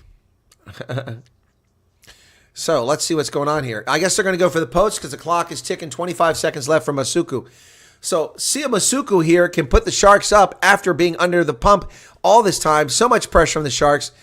And a chance to get on the scoreboard. 2 minutes, 39 seconds left on Fosse's yellow card. Not the easiest of kicks, though. Masuku is going to curves back and over the post. It goes low over the post by about 3 meters. Masuku not throw with his kick, but he puts the Sharks out in front in the Challenge Cup final. Woohoo! And the Sharks are out in front 3-0, folks. Look at that. There are some fans in the crowd rooting for the Sharks. 3-0. So here we are approaching 15 minutes in the game. Gloucester with a buttload more phases than the Sharks and territory and nothing to show for it. So Grant Williams is going to kick that into touch on the restart, and that was a nice kick. Let's see where the mark is. Just 2 minutes left on the yellow card. We're going to kill a lot more of that yellow card for Fosse, down to 150 now. If the Sharks can hold on, this will be incredible.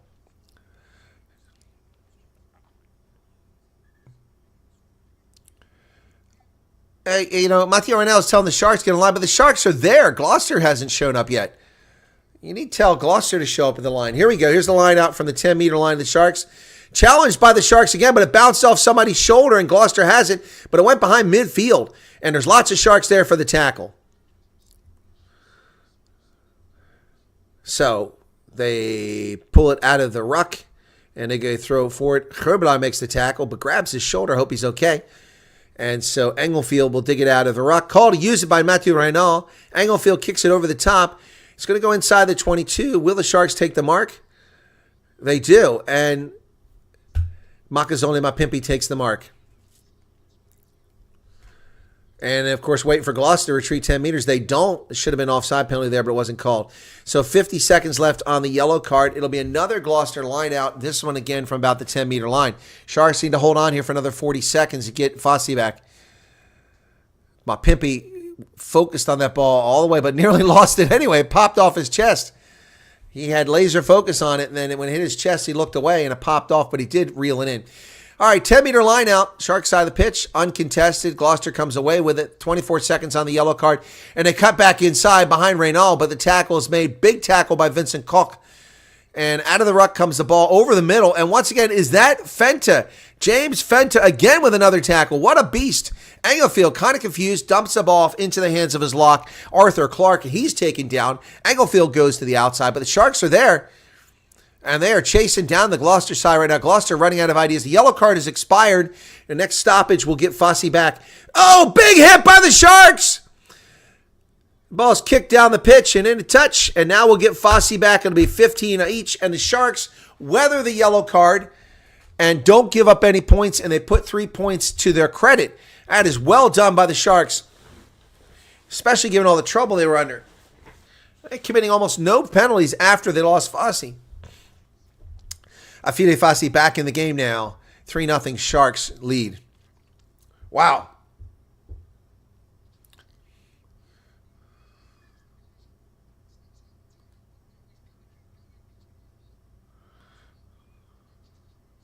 Ooh, Herbelin got hit in the face when he was tackling.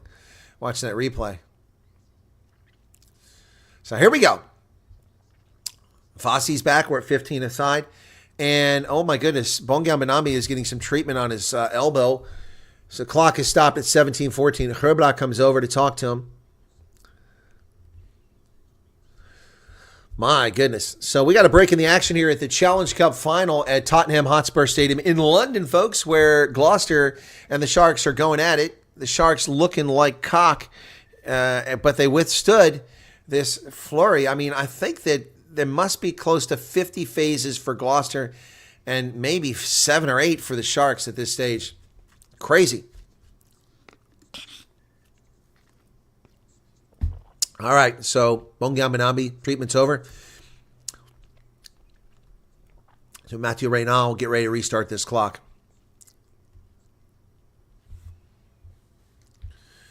Time on. Here's a lineup from Bongiam Benambi, who just had his elbow worked on, so hopefully that's not a problem. He goes short to Etzebeth. He has it. He gets to the Grant Williams over to the middle to James Fenta. He's over the 22. Ball's placed behind the 22. They're told it was brought back, so you can't kick it into touch. Take him back, and he just warned him again. That's very kind of Mathieu Reynal to remind Grant Williams. Ball, Makazole and Pimpy can't get to it. It goes backwards, but oh, look at this. Bongiam Benambi. Boom, in a China shop over midfield. My goodness. Oh, there's a gap.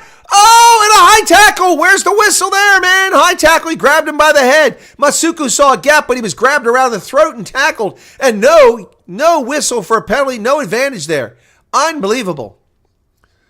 Unbelievable. The only reason he was tackled is because they grabbed him around the throat. Masuku kicks it high into the air. It's going to be outside the 22. This is a good spot for it. Taken high in the air by Gloucester, but the tackle is immediate by the Sharks. Werner Koch over there. Santiago Carreras over there. He hasn't played in 6 weeks because he had appendicitis. Grant Williams with the tackle. Now, more phases. Call to use it for Engelfeld. Kalen Engelfeld, the ginger-haired scrum half, digs it out of the back. Kicks it over the top. Chase is on. Sharks 10-meter line. Fosse gets it, comes down with it, but it's met immediately by Gloucester, driven back 5 meters. Gloucester players not rolling away from the ruck, but the ball is available, so no infraction here. Vincent Koch goes through one tackler, goes forward, he's taken down. Ruck formed by the Sharks. Grant Williams told to use it already. He digs it out. His kick, box kick high into the air over midfield to around the 10-meter line. And oh, look at that. Gloucester, good job on the high ball. Fenter tried for it, but he couldn't quite get it. Nice tackle there. James Fenter takes the player down, grabs him by the leg, as well as Herbla. And Gloucester has the ball on their side of the pitch at about the 46-meter line. Reynal says, use it. Counter ruck coming from the Sharks, not successful. And Edgefield into the air. High ball down short of the 10-meter line, taken by Fosse. He's got it. Looking for space, runs right into the fly half. Tackle, release. Ball's available. Call to use it already. Grant Williams.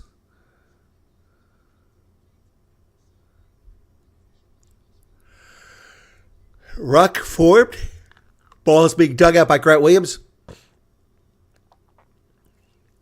And he kicks it high into the air. It's going to get to midfield. Once again, boy, I tell you what, man, that's crazy stuff. Carreras comes flying through a penalty for not releasing. Sharks call for not releasing the tackle. Well, Gloucester can kick this. Let me see the replay, and I think that was probably a fair call. And Santiago Carreras just dives through the air, and you're really in a tough spot trying to get the ball from him. He judges it very well. So they're going to go for the post, it looks like, and try to tie it up. But I'd like to see that replay. Excuse me. Oh. Come on, Sharks, show them what? Hey, Neil, how's it going? Bungy's the new beast. Hey, Sunette. Boy, Santiago Carreras has clearly been missed by Gloucester. That guy really gets it done. Penalty was on Etzebeth for not releasing the tackle. So here comes the kick. So I got 16 seconds left on the shot clock here. I'm going to try to tie the game up.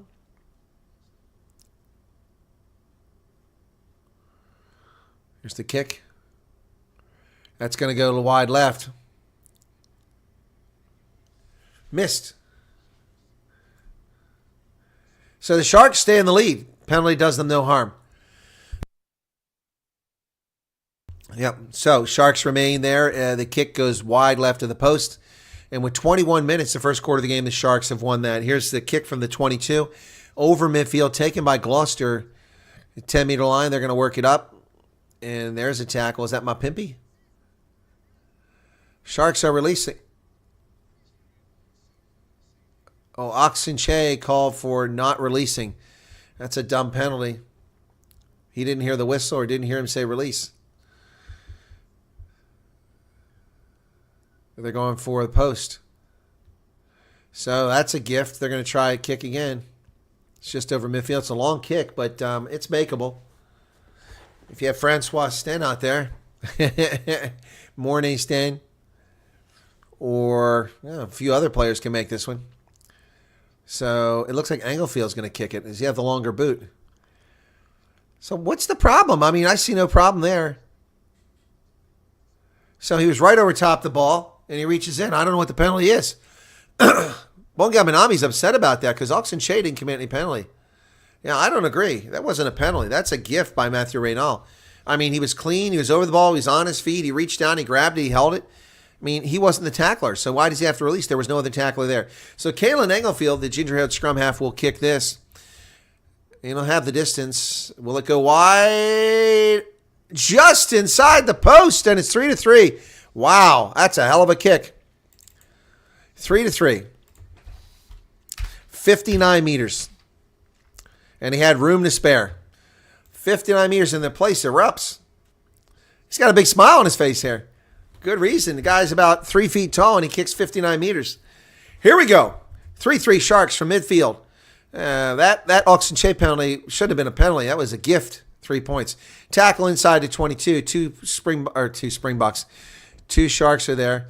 And Reynal says Fenter, he's trapped. And Fenter made an effort to get out. That's a good non-call by Matthew Reynal. He was trying to get away, and it was legitimate. And Reynal said, he's trapped. So, and the kick is up the pitch. It'll touch. It'll be a Sharks line out. And Engelfield is not happy with his kick. But that was a heck of a kick for the penalty conversion. Just inside the post by about half a meter. And he cleared it by several feet. Wow. 24 minutes now off the clock. It's a 3-3 score, folks. No tries in this contest yet. Engelfield really unhappy with that kick. Let's see what the mark is. Yeah, Gloucester's encroaching. Matthew Reynolds back off. Bongiambanami now. So we're inside the Gloucester 10-meter line. And boy, that thing went long, but it was pulled down by Vincent Koch. Ball's there for Grant Williams. And Etzebeth now with the carry. He goes forward. Ball's available. Grant Williams will dig it out. He does a quick dump off to Fenter, who fights off two tacklers, and then the third one finally gets him. Boy, Fenter is on fire, man. They go wide. Francois Fenter now. Grant Harris to Vincent Koch tackle. Ball's available. Harris is going to come into the middle. And that was not the right place to go with it. Herbla with the ball. Harris. Fossey dancing.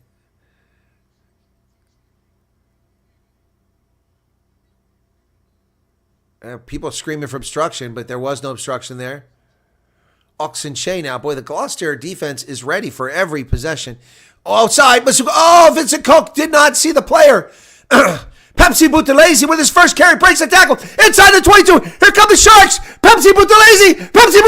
It's a try. The Sharks are on the board. Pepsi Buthelezi with an incredible run. And the Sharks are on the board. First try of the game. Pepsi Buthelezi.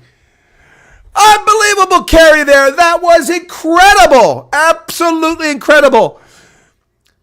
So Fossey had the ball. He got hit. They thought there was obstruction. Then they come wide. And Vincent Koch has it. He dumps it back in the hands of Pepsi Buthelezi, who fights through two tackles. And then he's off to the races. He fakes out one player. They tackle him at the try line, and he's in. Pepsi Buthelezi for the try. Yes. Sharks. Wow. My goodness.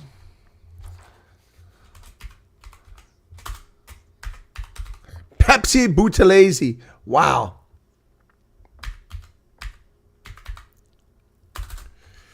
Wow. That was something else. Here's a conversion by Masuku.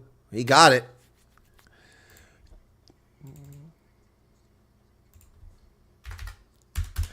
$10-3. Woo! I'll pass on the Coke. I'll have a Pepsi.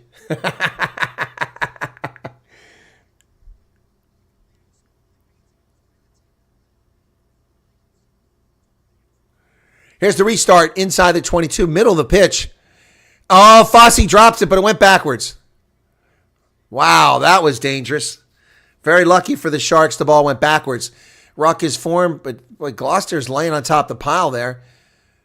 And Oxenche with the carry forward. Ruck is formed. Grant Williams trying to dig it out of the back. Call to use it already. He better get it out soon. Reynald doesn't like mess around. So he's going to do a box kick. And that stays in play. And here comes Chase. And my Pimpy, it's knocked backwards. We got a knock on by Gloucester. Maythorn now says he signals a knock on. He walks over. He tells the Gloucester player, maybe I'm wrong. Let's see. Here's the replay. Oh yeah, it wasn't a knock. It was a knock on. It went through his hands.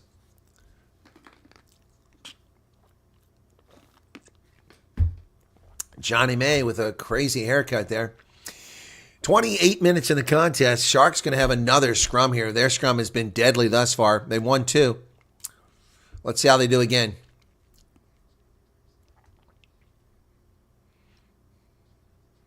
Boy, can you imagine the Sharks win the Challenge Cup? This would be so cool. We're a long way from there. 28 minutes in the contest. We are a long way, but can they pull it off and beat Gloucester? Gloucester's won this twice. It's time for the Sharks to come home with a little hardware, not Gloucester. Bind. Set. Williams puts it in, and a penalty already as Glasgow goes straight to the ground. And the Sharks pick up a third scrum penalty. My goodness. Man, this is going to kill Gloucester unless they can make some adjustments. 3 scrums, the 3 penalties conceded at scrum. Gloucester having a problem there. They're going to have to make some adjustments. So Masuku kicks it for some territory. It's going to be a Sharks line out on the Gloucester side of the pitch. Wow. Oh, yeah. Straight down. Yep. Yeah. So, 29-11. Sharks line out now. This one's about 26 meters away. Reynald is telling the Sharks to hurry up. He keeps telling them that. They're going to get in trouble here eventually. Taking way too long to get down there. Bongian Benambi throws it in. It's successful to Geubler. They're into a maul. They come out of it. Pepsi Buthelezi over to the middle. Grant Williams and feeds it to, oh, it's a hooker going forward. And a penalty advantage. The Sharks have 3 points on offer right here in front of the 22. And there's Vincent Koch going forward now. Grant Williams, the ball comes loose. We're going to take the penalty. Let's come back here. And take the points, boys. Take the points. Take the points. There's no tomorrow, no bonus points for 4 tries here. The scoreboard is all that matters today, ladies and gentlemen. This is an easy kick.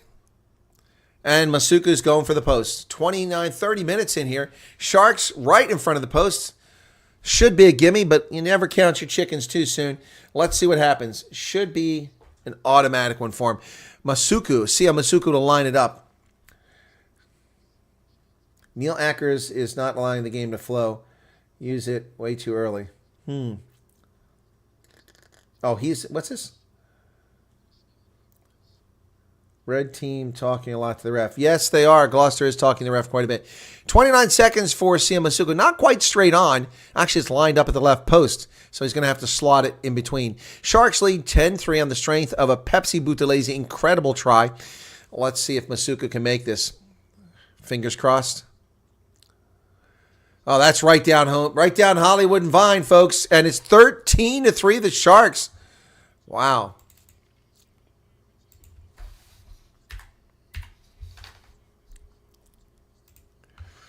My goodness. All right. Now here we go. Restart from the 50. Sharks with a 10-point lead. They go straight down the middle. That ball is going to be fielded down there by Fossey. He gets it. when he slides down the turf, the ruck is formed. Sharks doing a good job forming the ruck. Their ruck breakdown work has been good. Their scrums have been fantastic. Their lineout's not great. And their defense was suspect earlier. Okay, player not being charged for not rolling away. That's, again, Matthew Reynal using good judgment once again. The Gloucester player couldn't get out of there. He was pinned. I like that. That's much more reasonable from an official. Ball bounces backwards, taken on the fly by Vincent Koch. He kicks it forward. Here he comes. That's a 50-22 if he gets in touch. If he gets in touch, it's a 50-22. That's a 50-22, baby. Johnny May didn't realize that's a 50-22. Vincent Koch. Unbelievable. He kicks that from the 45-meter line, and Johnny May takes his time getting over there. And it's a 50-22. It'll be a Sharks line out deep in Gloucester territory. What an incredible kick by the front rower. Need a good line out here. They go deep, and it's right into the hands of Gloucester, and the Sharks screw it up. They cut back to the short side of the field, but right there, run into James Fenter again. My goodness, he must have double digits in tackles already in the first half. Boy, the Sharks screw it. That's 2 lineouts they've lost. Man, they could have really put the pressure on here. They're going to kick the ball from inside the 22. That's going to go into touch. It'll be a Sharks lineout. But instead of having the ball inside the 22, they're going to be back short of midfield. And Englefield is not happy with the mark again. Every time he kicks the ball, he whines about it. Not happy about where the mark is.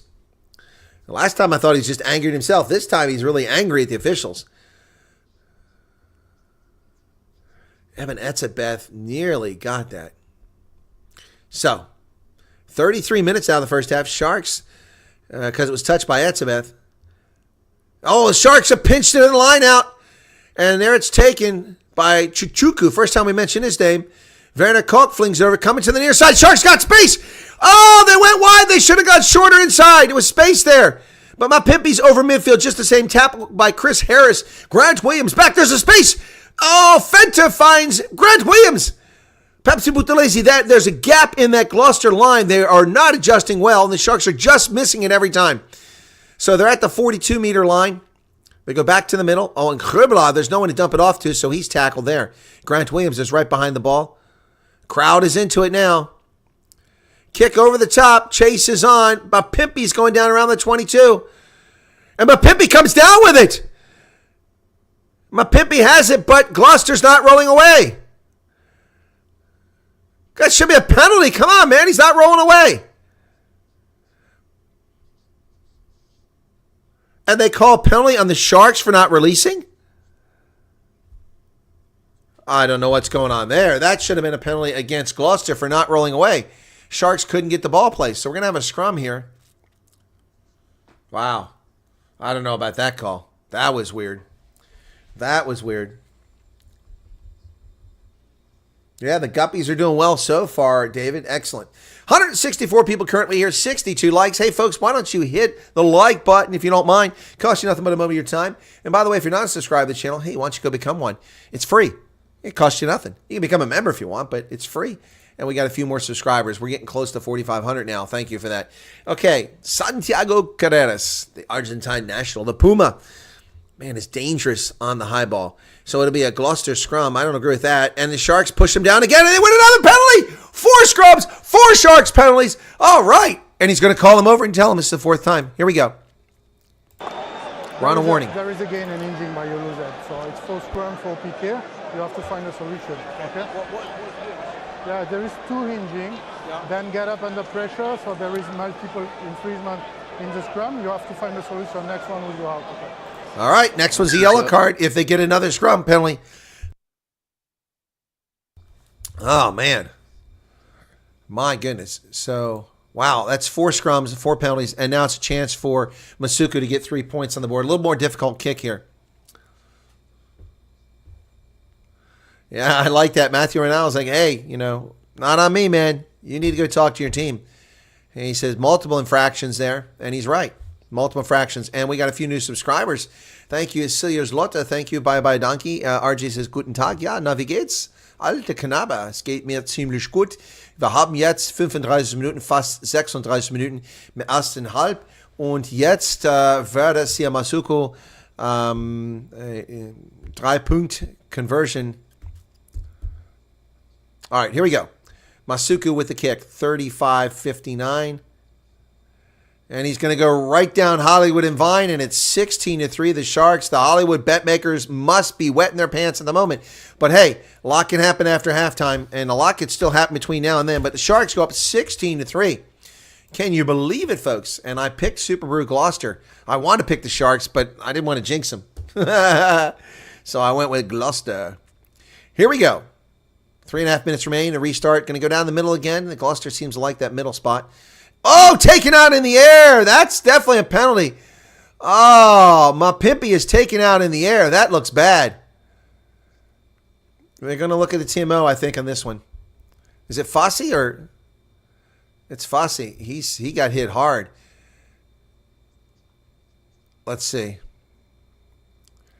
Oh yeah, no. You know what? That was the player was banged into him. So I don't think Gloucester is guilty of an infringement there. Yeah.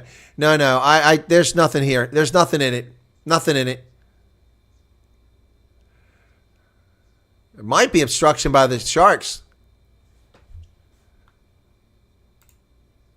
I think the 12, he go in the direction of the receiver, which is fine. Then he's touched by Gloucester player, but touch in the air, and it's maybe not a full play, so we'll go for a knock on maybe. Just I want to check it, please. Yes, checking whether the penalty's right. Can you have the wide angle, please? Okay. I still think it is a penalty because you still have a responsibility to be aware of the player. Yeah, but the player was pushed into it. Yeah, so I don't agree. I think it's just a knock on. Yes, it's coming now. I think a penalty's the right decision there. No more than that. Oh, definitely not a card. Definitely not a card. Never change his line. Agree. Okay. So there is a collision, and after what's happened is not a full play, so I will go for a knock on black and scrum for Gloucester, right? I agree. For Okay, Gloucester. Captain, please, boss captain. Wow, so Gloucester's going to benefit from Evans, that. please. Fair to say, Renal likes competition in the air. It's not a full play for me, okay? The 12 go in the direction of the receiver, then he's touched by Gloucester player. What happened after is not a full play, just accidental, so I will go knock on Sharks, scrum, Gloucester. No, I didn't push it. No, that's fine, okay? No, it's the right call. Unfortunate for the Sharks, but they turned the ball over on a knock on. Fossey popped that ball out of his chest.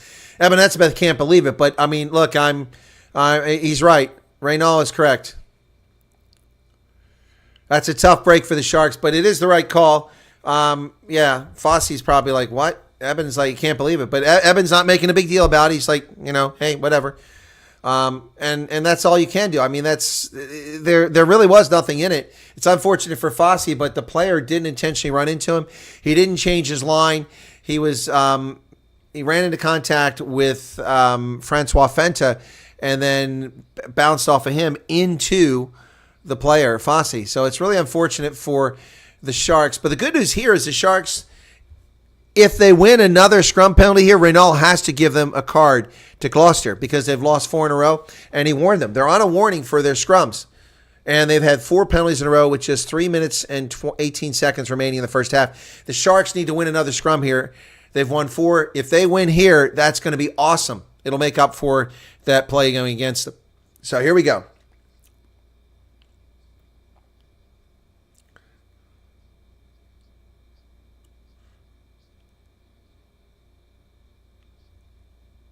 No, you're right, Esbakia. Oh, the scrum is holding. No, they're driving him again. But they let him get away with it. They come away with it. The Sharks were put him under a lot of pressure. So at the 22, Gloucester has it. The Sharks now have got to get this ball back. They cannot give up a try this late in the half. That would let them back in the game. Ball outside the 22. Going through phases. Oh, what a hit! What a hit by Grant Williams. He tackled the player with the ball, and then it fell forward. It should have been a knock-on. Now it's a knock-on, and the Sharks are going to get the ball back. Yeah! With 2 minutes and 20 seconds remaining, the Sharks get it based on a knock-on. Ooh. Gloucester's scrum half is whining again. You're right, though. No, he said 5 penalties. It was only 4 penalties earlier, and 3 of those penalties, Grant Williams right off his face. They're going to turn it over and give it back to Gloucester, saying it was knocked on by Grant Williams. Oh, my goodness. It's the right call, but that sucks again.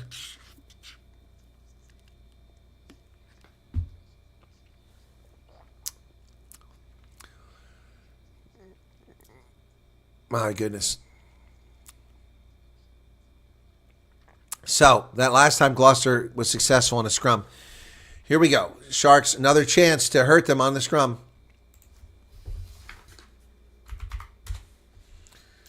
Need to win this one. This is a big one. This is a big one. Here we go. Find. Set. And this one's stabilized. And Gloucester comes away with it again. They come to the near side. They cut back to the inside. Nearly break through. Tackle made. And it's poached. It's jackled. And the Sharks win it for no release. Who was it? Rugby, I didn't see. No, it was Vincent Chichuka. Vincent Chichuka with the steal. He jackals the ball. And that'll get the Sharks out of trouble here late in the first half, which is exactly what they needed. Right. Santiago Carreras did not release that ball. And Chichuka, great job there. Counter ruck by Gloucester, but he held on. Man, Vincent Chichuka not had much of an impact in this game, but he plays a big role in that one, folks. Wow. So now Gloucester's conceded 6 penalties after the Sharks ran out and had 5 on their own. Gloucester having a hard time. So here's the line out. Bongi Ambanambi to throw it in. He goes short. Successful. Khrebla has it. And Gloucester's lying underneath trying to collapse this thing. The player's there. Wow, look at this. No penalty call for that. Player's just lying on the ground trying to collapse the maul. Finally he gets out of there. And the Sharks maul is still going. Still going. Now they bull it out. They bring it over into the hands of Francois Fenta. Fenta is tackled over midfield. Ball's available for Grant Williams. He's going to come to the short side. Into the hands of James Fenta, who's been a stud tonight. Grant Williams is going to kick it into touch. And that's halftime. Wow. The hooter goes off, and it's 16-3. And Gloucester's not headed to the locker room. They're talking to each other. Sharks headed in the locker room, and Gloucester is meeting on the field.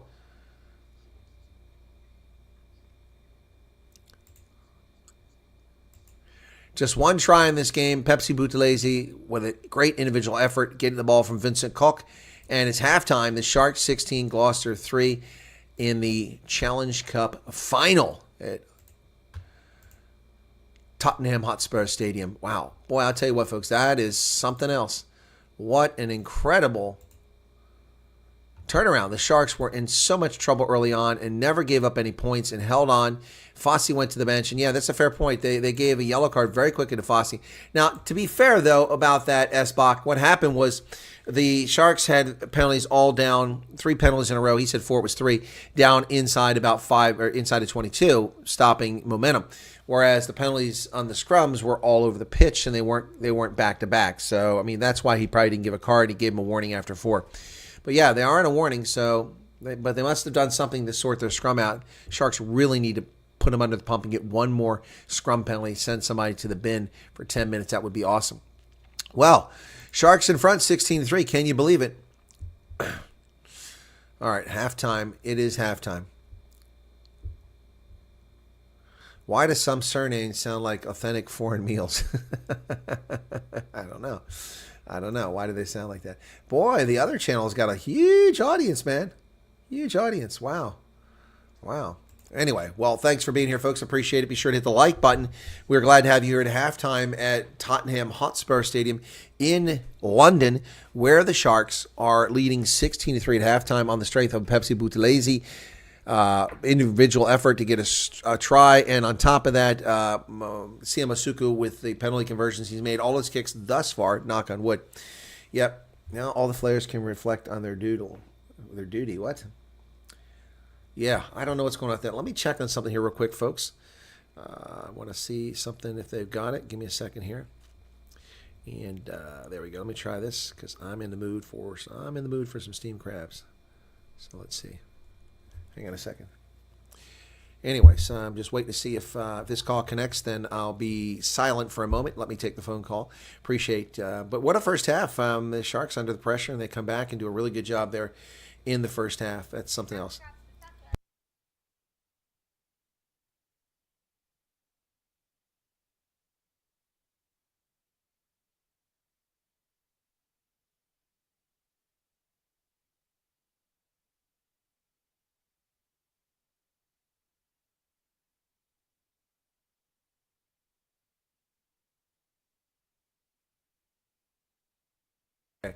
I'm ordering steamed crabs, folks, and it just takes a few minutes. De Villiers Latigan says, loving the commentary. Well, you're very welcome, De Villiers. Thank you very much. Bye a donkey. Thank you for tuning in. Ref tried his best to screw the Sharks the last 4 minutes. Well, he screwed them in the first 5 minutes, but the Sharks didn't do themselves any favors. But they played much better than Steve Ward says. Awesome commentary, but okay. Yep. Yep. I'll see you. I'll see you then. Okay. Bye bye. Alrighty, folks. Sorry, just had to get myself some steamed crabs because I'll be in South Africa for the next month and there'll be no crabs. One of the key months of the summertime for crabs, and I'll be getting no steamed crabs. So I ordered myself some steamed crabs to enjoy them. There you go. So, yeah, tap the like button, folks. We got 80 likes, 132 people currently here. And it's nice that people appreciate the commentary, says David Mitchell. It's my pleasure. I do this all the time. I cover all South African games in the URC unless 2 South African sides are playing simultaneously. I cover, or I'm traveling or something has come up, but I cover them pretty much all the time. I cover all Springbok test matches. And I also I used to cover the Sevens tournament and Major League Rugby, but neither of those garnered much viewership. And the Sevens has been destroyed by World Rugby, who really ruined the Golden Goose there. What's that? Crabs are not nice, man. Get some meat. Crabs are incredible. Steamed crabs are awesome. I'm from the Chesapeake Bay. Those aren't steamed crabs. The crabs are not the same. No. They're different. They're different. The steamed crabs here are just exceptional. Our steamed crabs have 4 centuries of mercury, lead, cadmium poisoning from an industry flowing into the Chesapeake Bay, and they eat that, and it makes the crabs taste better. I'm just kidding, folks. Just kidding. But they do taste better. It's my cup of tea. So anyway, yeah. So that's the situation. So I'm getting some. Crabs might be more available depending on how you feel about STDs. Yep. Curious about your interest in Saudi Arabia. If you could share briefly. Absolutely, De Villiers. No problem. My pleasure. I'm curious why you have 2 last names. No, I'm just teasing. Sun is going down in London, folks, over Tottenham Hotspur Stadium, and it's a beautiful look. All right, let me explain that. I was a freshman at university in 1982, and I attended the Reserve Officer Training Laboratory on a Friday afternoon in the first term at university. One of the upperclassmen said to me, he said, "Hey, you coming to the game tonight?" And I said, "Game? It's Friday. The game is tomorrow." Of course, I was referring to American football for the university, Ohio University's football. He said, No, not football.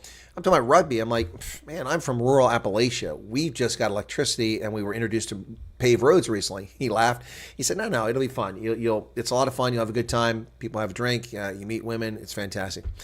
So I went down to the band practice fields down along the river that afternoon, later that evening, and I had no idea what rugby was. I'd never seen it. It wasn't played around where I was at. I'd heard about rugby, but I could never watch the game because there was just nothing to watch. So I stood in touch. There were no seats because it's a band practice field. I stood there with other folks, and I met some people there, and I watched it. And at the time, the ESPN, the sports network here in the States, used to show Australian rules football because it was almost free and they could afford it, and so they put it on. So Americans were introduced to Australian rules football, and I knew soccer. We did have soccer. Nobody played it, though, but at university, a lot of people played it. So I'm like, it isn't soccer, it isn't American football, it's not Australian rules football, but this is kind of cool. And he was right. It was a lot of fun. And so what I learned, one team just destroyed the other team. I mean, they won, like 63-0, something like that. They just ran all over them. And I discovered that rugby is a really interesting game, and people go there. It doesn't matter if you win or lose. Everyone gets along afterwards. They had a beer. They chilled. Women go to the game, and they understand the game. And it was really cool how everybody got the game. So I became a fan of rugby, but there's nowhere for me to watch it. I'd never played, so I didn't play then. So I said, hey, look, this is an interesting game. I'm going to be a supporter. And I looked and started looking into it, found out that there are national sides. And America didn't have a national team. We were the reigning Olympic champions in 1920 and 24. We won the gold medal at the Olympics, but we didn't have a national side. So this was 1982. So I looked and I couldn't find myself supporting England or France. And so I looked Scotland, Ireland, possibly, and Australia, New Zealand, and I saw South Africa's team. I had an interest in Africa. So the Springboks were one of the teams with the best reputations and longest histories and storied histories. So I became a Springboks fan in the early 1980s. And almost immediately I was asked, what are you, a racist? I'm like, what are you talking about? Wow, it's a racist team. I said, no, it's not a racist team. It's a sports team. What are you talking about? But it's apartheid South Africa. I said, well, yeah, but that's not the players' fault. They want to play the game. Anyway, so I became a Springbok fan. Shortly after that, I became a Western Province fan because I looked at what competition South Africa had. They had this thing called the Currie Cup, and I looked to see who the best team was. And they were from Cape Town, and I hadn't been to Cape Town yet. I hadn't been to South Africa yet, but I knew about South Africa. So I said, hey, I'll be a Western Province fan. And I became a Western Province fan. And when the Stormers eventually came in, I became a Stormers fan as well. So, but I root for all South African sides. I also cover Currie Cup. I do the games. I don't get as big an audience for that. Most of my big audience is for test matches, although my 2 URC final games have had really large audiences, so that's pretty cool. Yep. So does that answer your questions, De Villiers? I hope it does. It's a little bit about how I got into rugby. And if you're asking, do I play? Yes, I have played, but not recently. I last played in Djibouti. It's the last time I played rugby against the French military. At what we call redeployment field, because it's a concrete pad with just a piece of artificial turf put on it and no padding. And there are so many sports injuries there from players who go out there and play soccer and play rugby. And so they call it redeployment field because you get injured, you can't be there anymore.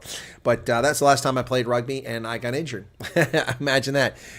First time I've ever been injured playing rugby, but I planted my left heel trying to stop on the edge.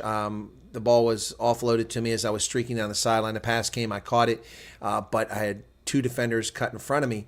And in order to change direction, I had to plant my heel and then shift. And when I planted my heel, I hit way too hard. And all that weight went on there, and I was in a lot of pain. Anyway, so that's the last time I played. Yep. He says, thanks for sharing great choices and supporting Western Province and the Bucks. Yeah. Yep, I'm also accredited for the Bulls. I go to Loftus, and I have media credentials for that stadium.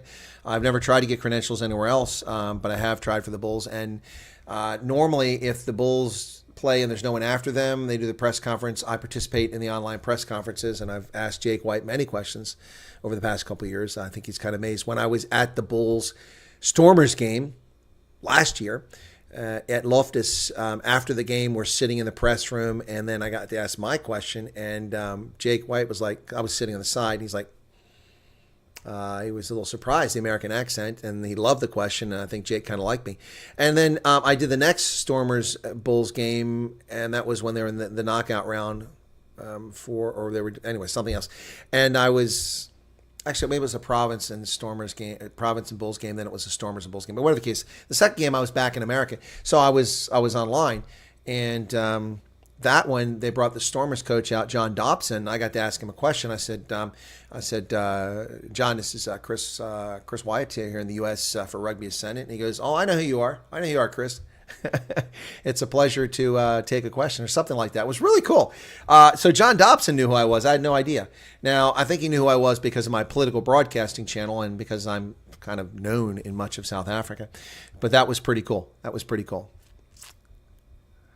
Yep. Anyway, so USA usually create games they participate in and they claim themselves world champions. We didn't create rugby. That was a gentleman in England in the town of Rugby, and William Webb Ellis. And we were the world champions. We were the world champions at the Olympics. We won the gold medal in 1920 and 1924 with a bunch of college students. Yep.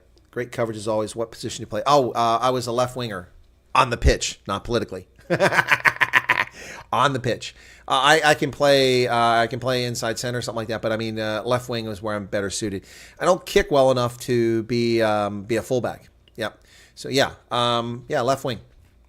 I'm left-handed, and it just, for me, I mean, I know you move around the pitch, but starting on that side, it's just more natural for me to have that left arm out here where I'm near the sideline in case the ball comes over and I got to reach out or, something like that. Easier for me to grab with my left arm.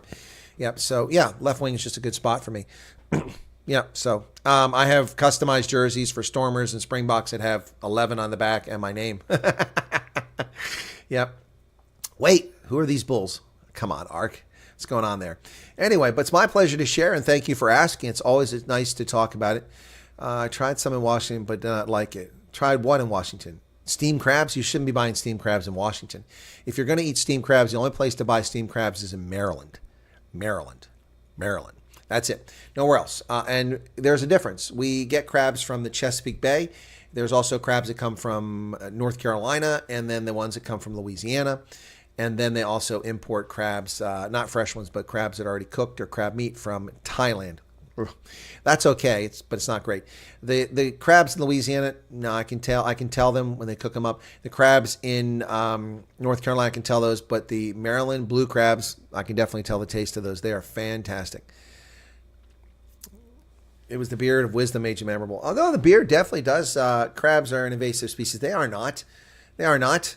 They're endemic to the Chesapeake Bay, the blue crab. They're not invasive. There are crab species that are invasive. You're correct about that. CK Gaming says, don't hate me for the comment, but isn't Olympic champs different to world champs? U.S. were Olympic champs. No, if you're an Olympic champion, you're a world champion. You're a world champion. I get what you're saying because like in track and field, they have world championships, but whatever. I mean, come on, we're quibbling here. The U.S. was the top team in international rugby 1920, 1924. We were the reigning Olympic champions for nearly a century until Rio in 2016. The NFL doesn't claim a world championship. They claim a Super Bowl championship. There's no world championship claim for the NFL. If you believe that's the case, you've been misled. Major League Baseball does have the World Series, and they consider themselves world champions. Yep, that is true. Sue says hello, enjoying the commentary. You're very welcome, Sue. Leovin's here. Yeah, it is the beard of wisdom. That definitely plays a role. But yeah, anyway. Yeah, so a bystander, I played left wing, and I enjoyed it. And I enjoy rugby. It's a great workout. It's a lot of fun. It's a lot of camaraderie. But I wish, my only regret is that I didn't get to play it much earlier in my life when I was much younger, much fitter, and had great constitution and ability to just last forever. So it would have been great. We're getting ready to start the second half here, folks. Gloucester's out on the pitch. Let me turn off the halftime marker. And the Sharks, no doubt, Gloucester got a tongue lashing at halftime. The Sharks cannot let up. They've got to come out and play with the same fervent pace that James Fenta played in the first half. So let's see, because the Sharks bench is not going to get it done. So they need to build a big lead before they go to that bench. So Sharks are 40 minutes from glory here. Gloucester will kick to the Sharks, and we're ready to restart. Underway in second half. The ball goes right down the middle of the pitch again. Fossey back there. This time he holds on to it, and he's tackled. So he was driven back by about 5 meters, and we've got a penalty already for not rolling away against Gloucester. So the Sharks are going to kick it for territory, and it's a good start for the second half for the Sharks. Gloucester player comes up kind of unhappy with himself.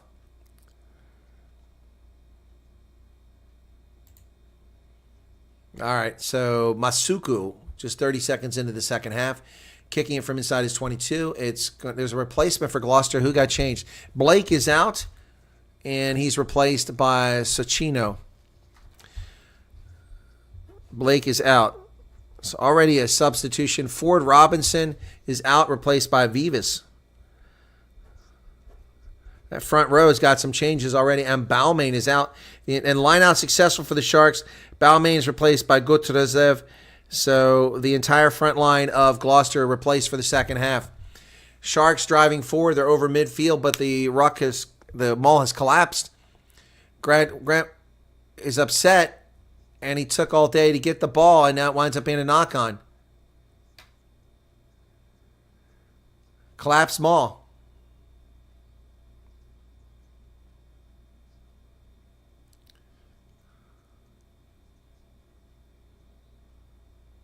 Let's see. Yeah, it was Eben Etzebeth who collapsed them all. Yep. No, it's the right call by Matthew Reynal. It's not happy for a Sharks fan, but Eben Etzebeth is the reason that maul collapsed. And so collapsed maul, the ball gets turned over to Gloucester. Now they got a brand new front row in there. Let's see what happens in this scrum. Sharks, here we go. Here we go.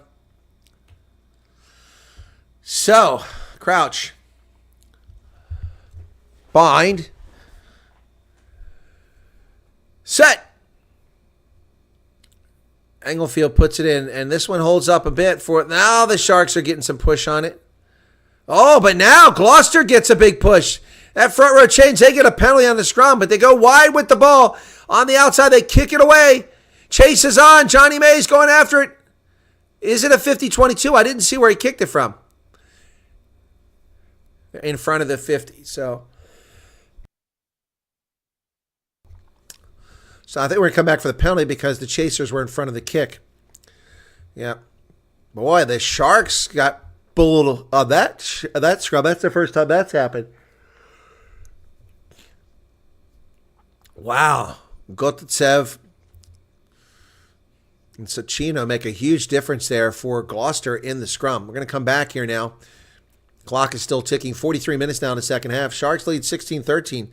But that's a worrying sign as we start the second half. Boy, look at those horrible cauliflower ears. That's terrible. That is terrible. Man, those cauliflower ears. Gosh. Ball's kicked. And it'll be a line out for Gloucester outside the Sharks 22 at about 25 meters. And they're taking their time getting up here at Gloucester, and I'm Matthew Raynal not telling them to hurry. Boy, he really hurried up the sides in the first half for the lineouts. Maybe he wants to get his final game. He's retiring. I don't know if this is actually his final game ever, but here's a line out, and this one is in the hands of Vivas. Vivas gets it in. They pull it out of the maul, and they're over to the 22. Tackles made there by who else but James Fenta. Trying to get away. Pick and go. And a tackle made by Bongan Benami. They come back to... Oh, it's intercepted by Grant Williams. He's up the pitch, but he needs help. He offloads it. Oh, and Fenter's tackled. Werner Koch comes flying in there. And the Sharks nearly got away with one there. Grant Williams poached it. They got space on the outside. They go wide. Fossey down the sideline. He's got help. He's still going. Fossey's tackled. Pick and go. Makazolima Pimpy grabbed around the neck and tackled, but no call made. Here come Grant Williams. Vincent Koch with the ball. 8 meters out now. The Sharks threatening.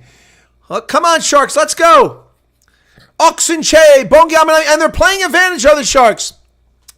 3 points, but they're still driving forward. Down to about 5 meters. The ball is placed. Sharks playing advantage. Vincent Koch met immediately and tackled. Sharks playing advantage here. They come back. Tackler missed. Grant Williams is digging out. There's hands in the ruck. That should have been another penalty. The man's lying on the floor, and he's interfering with the 9. No call made. Off the feet. That time he tells him not to do it. And the ball comes to the near side. Going to kick it to the corner. That's too much. I guarantee it's too much for Werner Koch. It goes into touch. We're going to come back for the penalty advantage. Offside was the call. Wow. That was a long time ago. Wow. So Renal caught him for offside. Where was the mark, though? I think it's way out on the edge. So I think the Sharks are going to go for the line out instead of the points because it's a tough angle here. Yep. So what are we doing here? Are the Sharks going to go for a scrum? Grant Williams looks like he's in a little bit of pain here. That's not good news. They're going for the 5-meter line out, the Sharks are. Masuku kicks it. Gloucester not happy about that. Grant Williams, man, he stole that, but he had 2 players running him down, and he found a player to offload it to. Man, oh man. All right, 46 minutes. It's a Sharks lineout. They need a good one here. They haven't had good lineouts. That's successful to Pepsi Buthelezi, and they're into a maul. But Gloucester's defense appears to be up to the task. One stop, and finally the ball gets back to Bongiam Benambi, and he's ready to break away. Now they're going forward. Now the Sharks are going forward. Sharks, tackled back at about 8 meters, picked up by Grant Williams. He does a dummy and comes back the other way. Tackle made. The Gloucester player not releasing. He finally releases. Sharks slow it down. Chichuka taken down by the knee. He found a gap there and nearly broke through. Sharks 6 meters. Oxenche with a carry. Sharks at 5 meters. Vincent Koch digs the ball out. Vincent Koch. Pick and go. Koch. Driving forward. Vincent Koch and then pulled backwards. Ball's there. Fenta now. He's driving. Sharks going phase after phase, but not really getting anywhere. Kerbla's there. Ball's available. Crowd cheering Gloucester on. Oxenche. Nothing good doing here, folks. They're playing it on the ground again. What the hell is that? He's lying on the ground. He plays the ball and Gloucester steals it. Come on, you Matthew Raynal. And you get a penalty for not rolling away. He's on the ground touching the ball. You can't play the ball on the ground. The hell is that? The hell is that? You cannot play the ball on the ground, and that's how Gloucester stole the ball. They didn't jackal it on their feet. That should be not rolling away and points right there. Unbelievable. Unbelievable. Clock stops at 47:28 as a Gloucester player gets treatment. Unbelievable. Now they kept Gloucester out, and now Gloucester returned the favour on us in this first bit in the second half. And the messaging at half-time, Neil, what were the key ones you wanted to pick out for your lot? Yeah, I think for us it's a new start to the next 40 minutes. So I think we've done well, but we can't rest on what we've done in the first half. So it's almost starting all over again and show that dominance and physicality. And not an ideal start to the second half, and we more or less are the same as the first half. But I know the guys got a lot of character to pull us through. You talk about the mindset, you talk about the reset requirement. All right, that's enough of Neil Powell as we get ready to get started here. CK Gaming says the South African New Zealand Times in the 1920-1924 would have crushed the USA team. I never said they wouldn't, but they weren't in the Olympics, or they didn't qualify. They didn't get to the final. The USA did. We won. Statement of fact.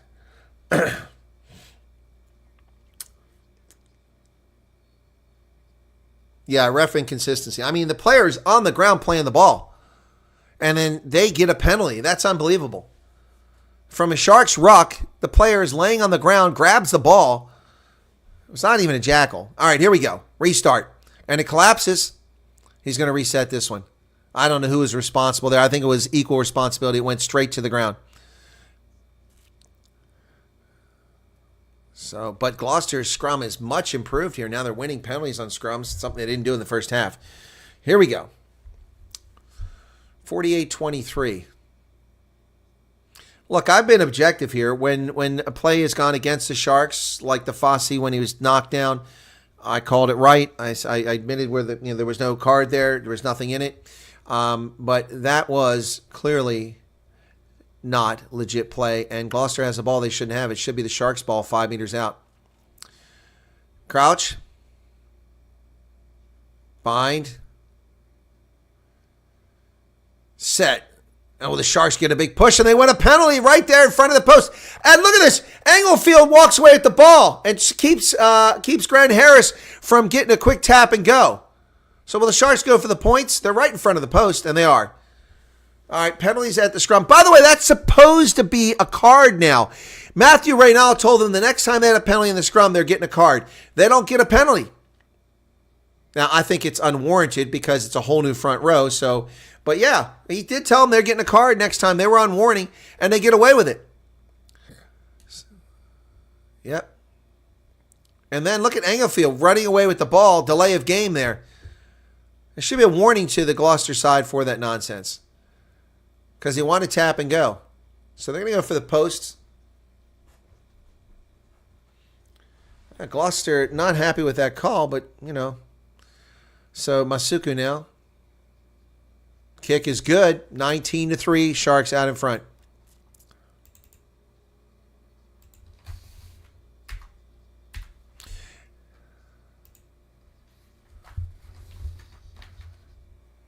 Sharks front row is phenomenal. Really put them in this game.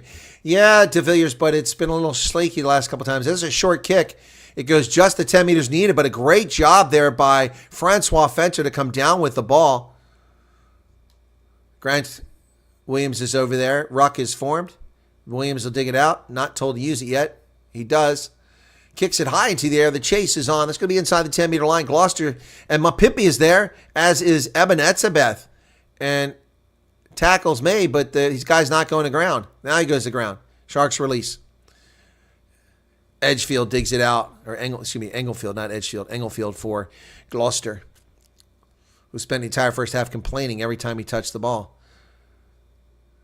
He's going to call to use it for Englefield. He kicks it over the top. That's going to go past midfield, down inside the 10-meter line. Fossey there has it. He secures the ball. Comes dancing up. Avoids the first tackle. Second tackle. They get him down to the 10-meter line. Grant Williams digs it out. Oxenche driving forward. And the Gloucester player's pinned in there. He really can't get away. Here's Grant Williams going to do a box kick. Call to use it. He does. He kicks it high into the air. The chase is on. And it's going to go up in the air. Oh, Mapimpi goes up and he comes away with it. Mapimpi, it's a knock on. And the Gloucester player's down. We're going to stop play. is Santiago Carreras is down. This is not good. Not something I want to see. What an incredible Argentine national player. He's injured here. I don't know if it's serious or not, but we've stopped play because he's in the pain. Carreras goes up along with Mapimpi, and Mapimpi comes down with the ball. Oh, he hurt his back, so that's what it was, his hip. Carreras plays all out, and so's Mapimpi. Mapimpi comes away with the ball, but it was knocked on by Carreras.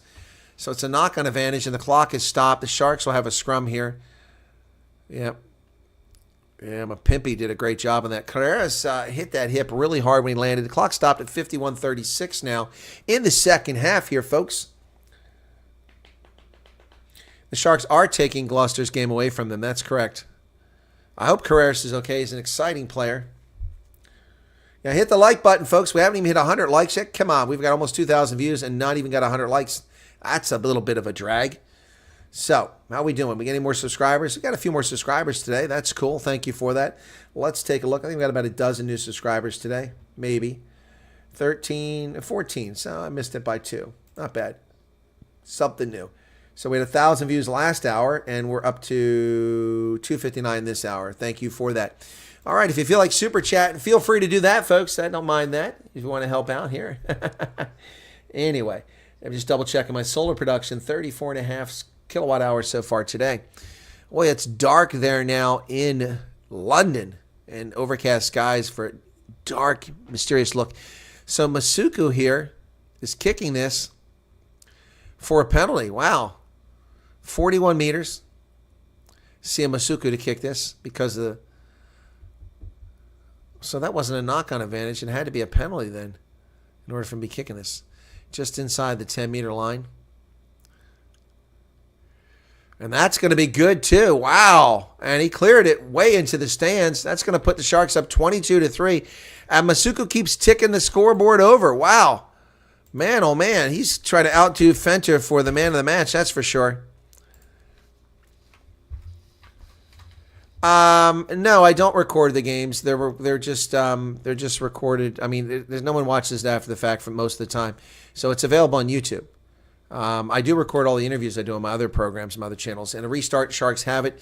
Vincent Koch with a carry. Now leading by 19 points. The Sharks up by 3 scores. Converted tries. Call to use it.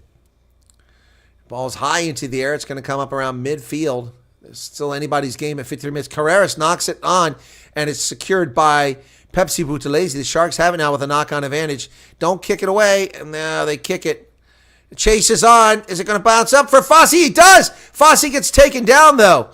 But Fossey picked that thing up, so the Sharks have it outside the 22. They go wide. Eben Etzebeth on the outside. He dumps it in the hands of Makazole. Mapimpi down to 5 meters. Mapimpi gets stopped short of the try line. Just stopped. Bongal Maui comes over. He drives forward. It's short again. Etzebeth can't get his hands on the ball. Oh, Chichuka now. They're trying to strip him. He's tackled. Sharks, man, almost got in there. Fenter, here. Oh, there's a space. It's going to be Fossey over the middle, and the Sharks going to try. The Sharks, Afili Fossey through the middle. Brilliant stuff. Sharks score. Sharks score. Another try. Oh, my goodness. And Gloucester is shell-shocked. John Plumtree and Neil Powell looking pretty happy up in the stands. But the Sharks are just devastating Gloucester here. A brilliant kick went through there. Fossey picks it up on the replay. Knocked down outside the 22, but the Sharks build it up, and eventually they get it in. Fossey with the try. Unbelievable. Mapimpi picked up a lot of meters. Thought he was going to get in, but they took him down at 5 meters out. He couldn't get in. Wow. It was dicey moments there, but then Fossey comes flying through, and the Sharks get the try. Wow. Afili Fossey with the try. The Sharks, man, oh man, oh man. And right under the post, this should be an easy conversion for Masuku. Wow. Afili Fossey with the try for the Sharks. Man, oh man. Here we go for the conversion. And the crowd is just kind of now. Well, they're kind of quiet. 55 minutes in. 13 seconds on the clock. Masuku taking all day here. He's got time. 10 seconds. He kicks it over, and it's 29-3. My goodness. These Gloucester fans are like shaking their head. What is going on here? Hey, listen, Gloucester can come back. It'd be a heck of a comeback. And it'd be an exciting finish, but it is 29-3. The Sharks are rolling right now. Man, another try. A brace of tries for the Sharks. One scored by Pepsi Boutelese, the other by Affilié Fassi. So Sharks players just looking a little excited, but Gloucester looking a little nonplussed. Looks like we have another substitution out there. And here we go.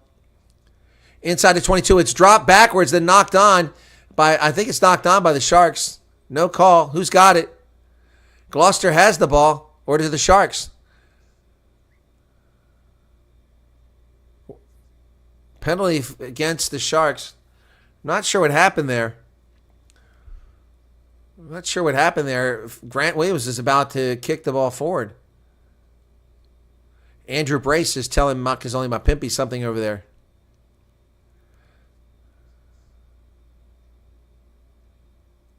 So I'm not really sure what happened there, how you can call that thing.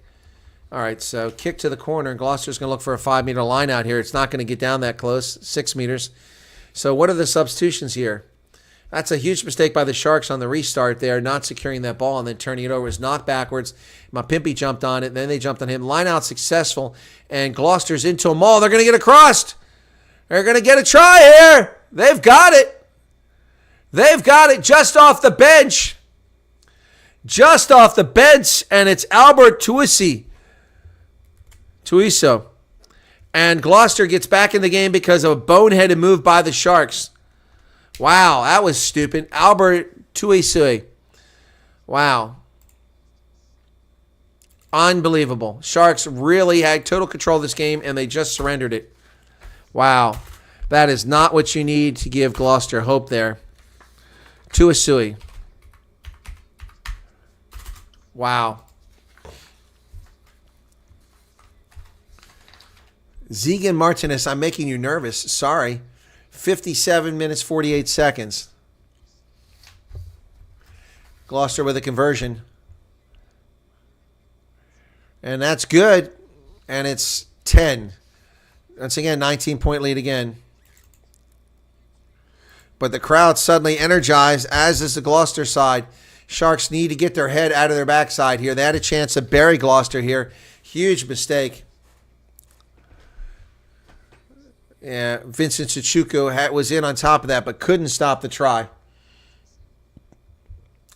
Boy, the crowd really excited now after Gloucester finally gets a try. Here's the restart. Short of the 22.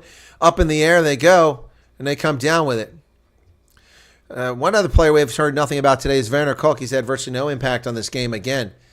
That ball's coming out of the back of that, outside the 22, so they can't kick it into touch. They kick it high into the air, about midfield. Fassi comes down with it. He's tackled. Tuasi not rolling away. He's causing a headache over there. The ball's there, but who's got it? And the Sharks finally break away. Vincent Koch with the ball. Grant Williams. Ruck is formed. We got about 3 players deep. Williams is told to use it. He's going to kick it over the top. He does.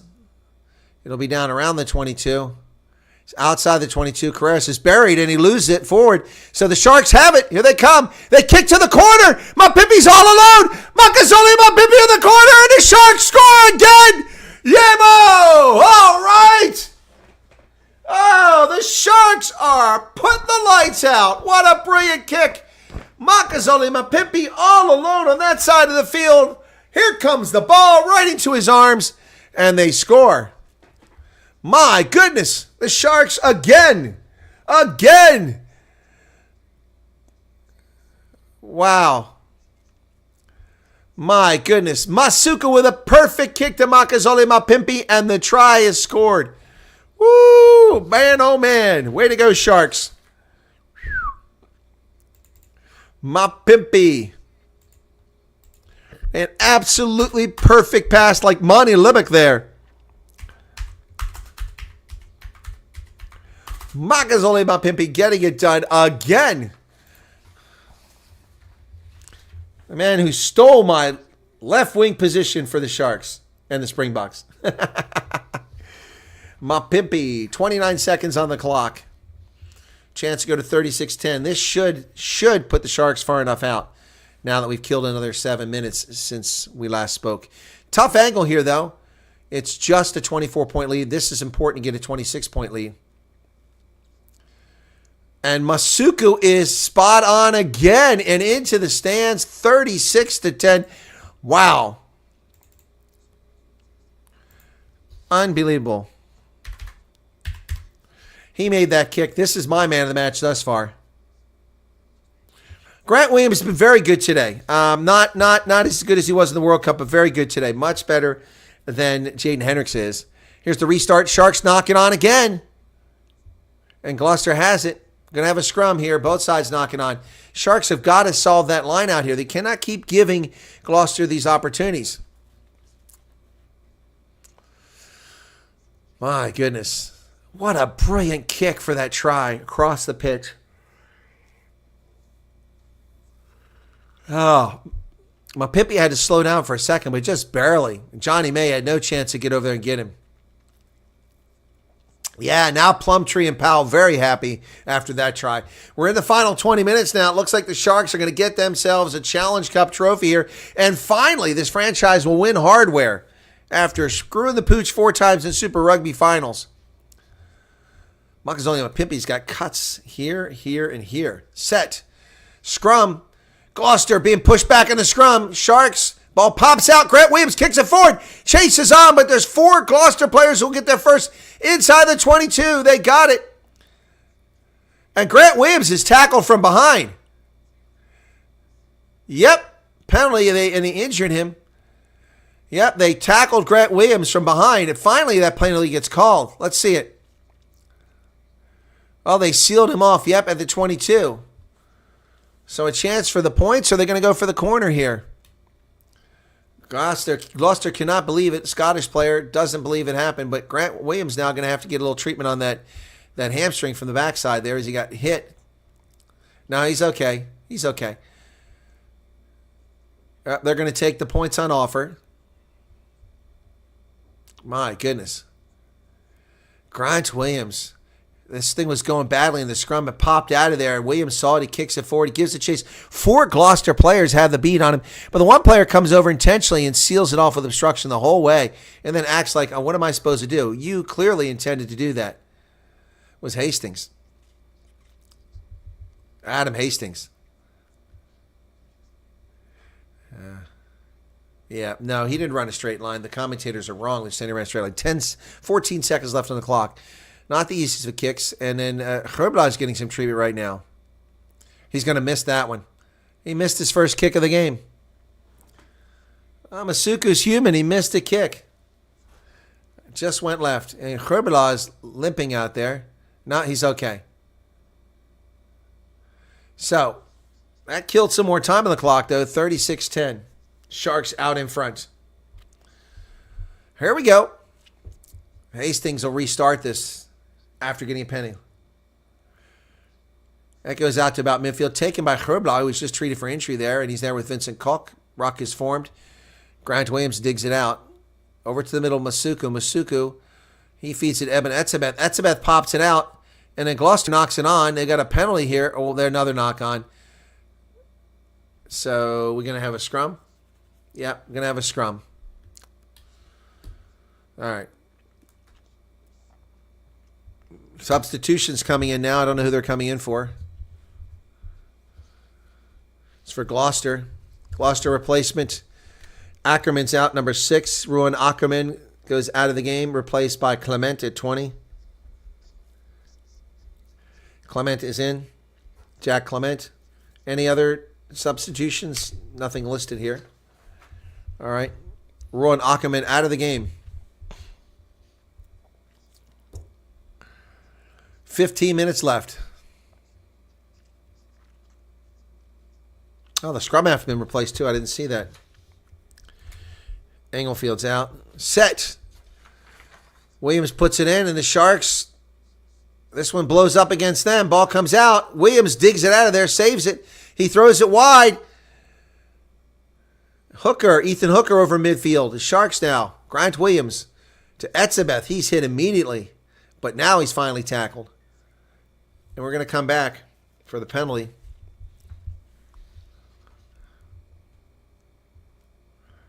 Crowd's boring, or screaming, booing. Not rolling away.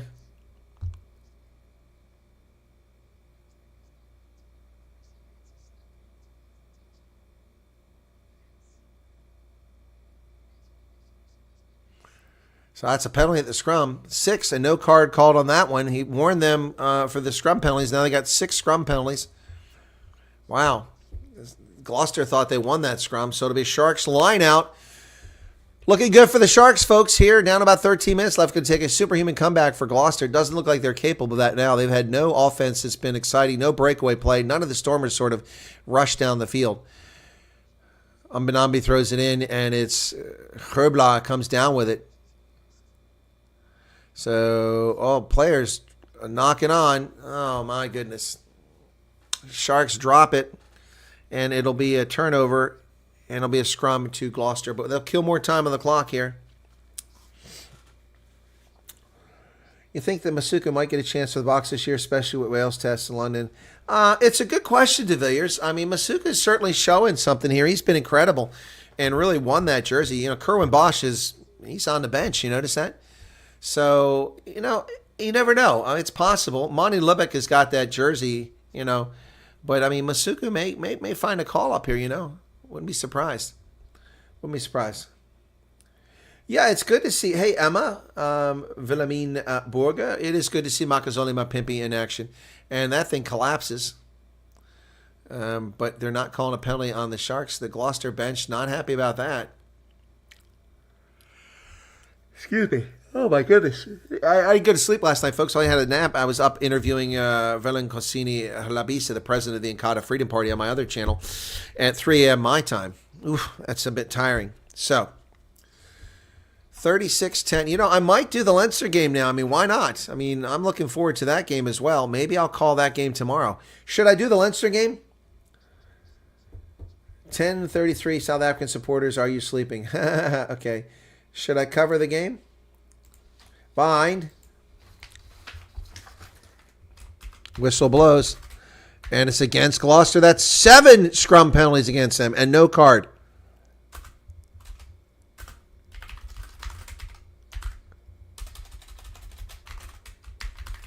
So Ox says another scrum.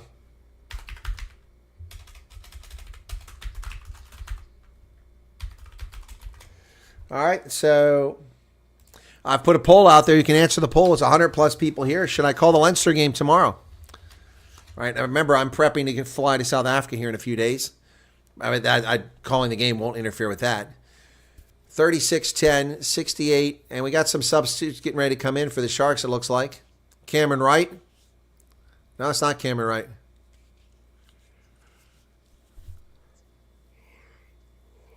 Set. Grant Williams puts it in. The Sharks holding up. But collapses, brings it out. Over the middle, Werner Koch with his first carry. 69 minutes before Werner Koch gets a carry in this game, and he's tackled.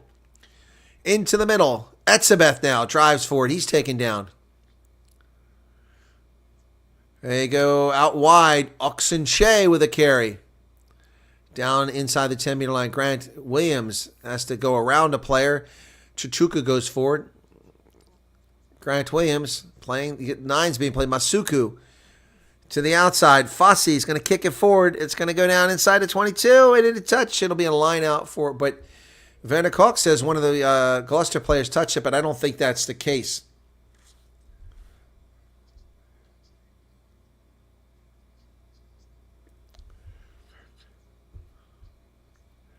Here we go. Substitutions for the Sharks. Fez Mbata comes in. The entire front row. Fez Mbata, Ntukum Chuno, Hanro Jacobs go for Oxenche, Bongianami, and Vincent Koch. They all come in. Wow. And that's well done by that front row. There's a bit of a cheer from the crowd, folks, as they go out. There are some Sharks fans in the crowd. In a big final, And to see bigger the likes Gloucester of crowd, but a lot of Matt Sharks and fans obviously cheering on that front row. Vincent Koch coming out. Well done. 11 minutes remaining. Handro Jacobs is also in the game, as well as Mbata Mchunu. So that front row replaced with 11 minutes left. 10 minutes, actually. So here we go. Got a new hooker. Let's see what happens on the line out here. Fez Mbata will...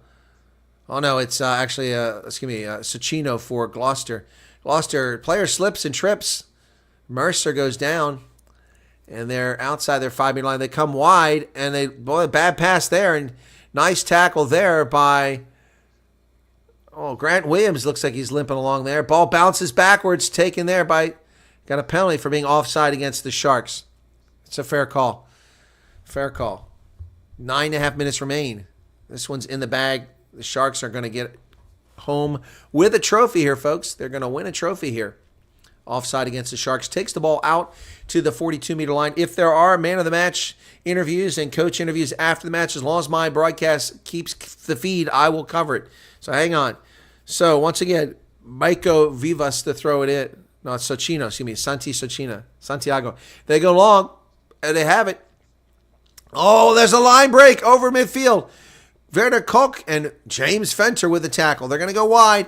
They kick it to the corner. Hastings, that ball is going to be kicked forward by Johnny May. The chase is on. The chase is on. Who's going to get it? And Gloucester gets a try. It's Varney. Stephen Varney, when did he come in the game? Boy, that was exciting. Chase was on. Stephen Varney. My goodness.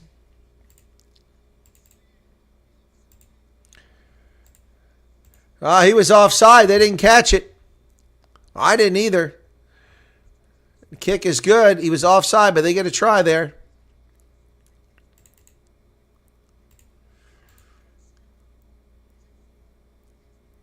Yep, he's offside. That should have been a try. Should not have been a try.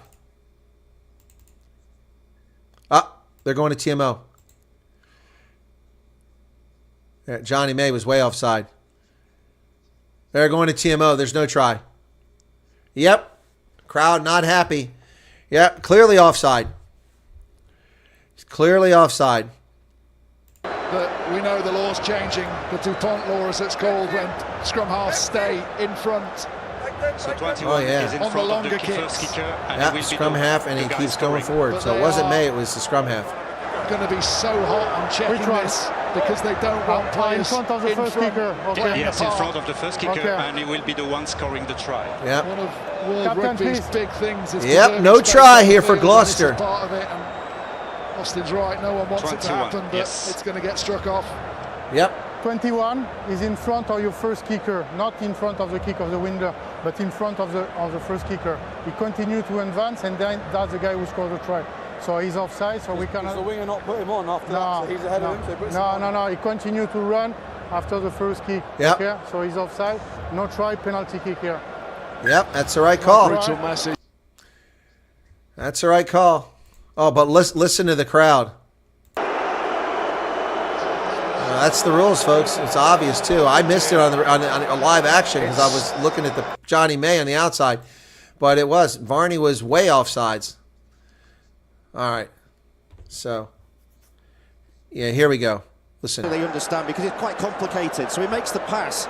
Now he's in front of that first kick. There he is. He's in that little zone. Now, if he treads water in that area and doesn't move forward, but moves back He's ever okay. so slightly, just until Johnny May gets on the outside of him, in front of him, then he can blitz forward and go for the kick. But that's probably 3 metres difference advantage. Yep. And that 3 metres difference would have meant he wouldn't have scored. And there you go. He would not have scored. That's correct because the Sharks player would have gotten there. He would have, because they were almost simultaneous. Here's a line out. Fez Mbata. And the Sharks come down with it. It's Pepsi Boutelezi. Sharks driving in a rolling ball over the 22. And Mathieu Renaud initially looked like Cameron Wright now at scrum half for the Sharks. Cut back inside. It's Francois Fenta. Cameron Wright feeds it back. The Sharks driving now. Still going forward here. Jacobs. They come back to the middle. Etzebeth is there. I want to say Koch, but Koch's not. James Fenta with the carry again. Masuku. Oh, man. That was a dangerous pass right into the hands of Mchunu. Sharks coming this way. Masuku tries to work his way through. He's tackled. And a penalty on the Sharks for not releasing. And the ball's kicked down the pitch. It's going to stay in play, and it's fielded there by Werner Koch. Did he get it outside the 22 is the question. They carried it over. That was a bad decision by Werner Koch. Wow. Grant Williams is out, and Cameron Wright's in.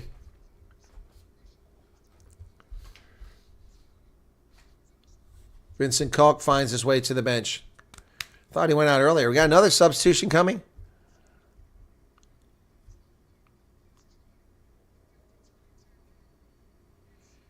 So here's the line out from the 22 for Gloucester, and it's stolen by Etzebeth. Chuchuka has it now. He's running up over the 22, driving forward. They got a maul. They built a maul here. It's collapsed. Ruck is formed and lost forward. Oh, man.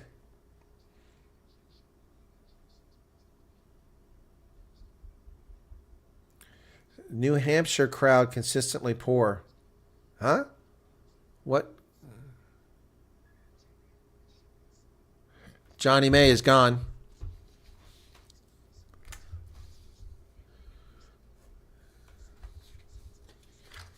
So Johnny May wants to play another year, but he's done for Gloucester. That's it. Johnny May plays his last time for Gloucester right there. He's replaced on the pitch by Josh Hathaway. So 5 minutes left. Gloucester now with a scrum outside the Sharks' 22. After that dumb decision by Werner Koch. Not very aware of where he was at. Bind. So they win the scrum. Here they come. Varney goes to the outside. They cut back to the middle. And James Fenter is there again. My goodness. Tackled by Francois Fenta. And Evan Etzebeth causing havoc there. Gloucester's going backwards here. But now they get a little bit of forward motion here. They still got it. Werner Koch is getting beat on the outside. Gloucester, that's a forward pass. Forward pass. No way. No way. So Chino with a try, but that was a forward pass. Let's see that again.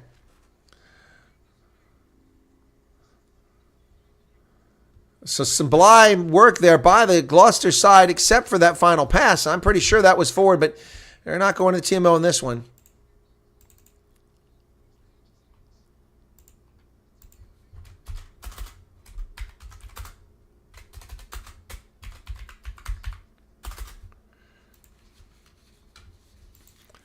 Here's the kick. Looks good. 17. But too little, too late, folks, for Gloucester. Not enough time. Just less than 5 minutes left. All right. We got 56 votes. 86% say do it. 14% say don't do it. Wow. Who doesn't want me to broadcast tomorrow? Yep, they're going to go look at the pass. It was forward, like I said. That one's fine. They're going to replay here. This one's fine. This one's fine, but this one is forward. Yep. Yeah, basketball pass was forward. But I don't think they have the right angle. Oh, they let it go, so here goes the restart. All right, let's go ahead and get a man of the match up here. Gloucester comes down with it. Oh, the Sharks have pinched it. They're driving forward. Dylan Richardson now. Cameron Wright. He's down to 1 meter away. Werner Koch. And Vincent Shuka goes over, but the whistle blew. So I'm not sure what happened there.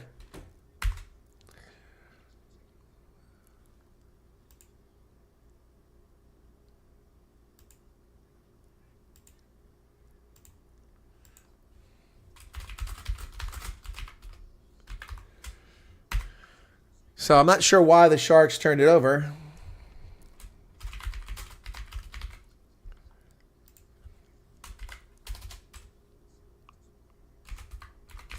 And Gloucester has it.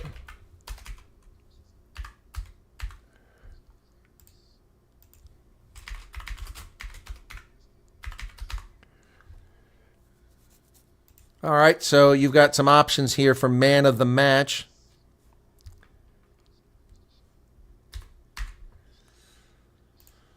Oh! Big hit. Cameron Wright on the tackle there. He's got the ball. He pinched it, jackled it. Sharks have the ball now, but Gloucester comes over top. Sharks retain it. Vincent Chichuka goes high. Oh, into the hands of Dylan Richardson. He's inside the 22. He feeds it back, and it's knocked on. Oh, it's knocked on by Kerwin Bosch, who just came in the game. All the Sharks are in the game now. I'm not even able to keep up with the changes. 21-22. Is Cater out there? So Gloucester has the ball again. At their 5-meter line, they're going to come wide. There's one player. It's Cook. He has to change direction. And he somehow gets the player tackled. Nobody's there. Come on. Where's the defense? Gloucester's going to get another try here. Unbelievable. Wow. It's Clark. Freddie Clark with it.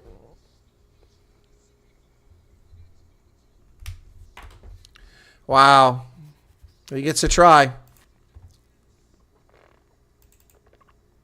The game is over, but Gloucester comes in with 2 tries here late.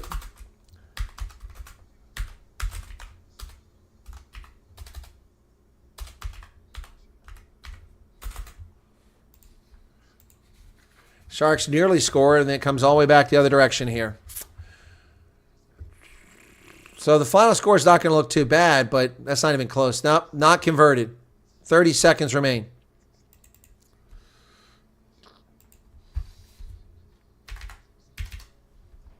So no conversion, 36-22. 2 converted tries is the difference here. Yep. My pimpy got faked out there.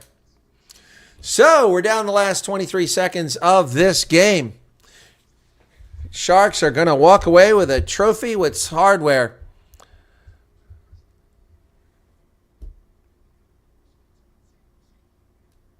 Here's the restart. Ball goes inside the 22.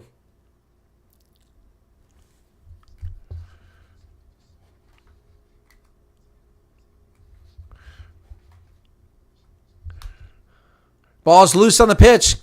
Oh, they throw it away.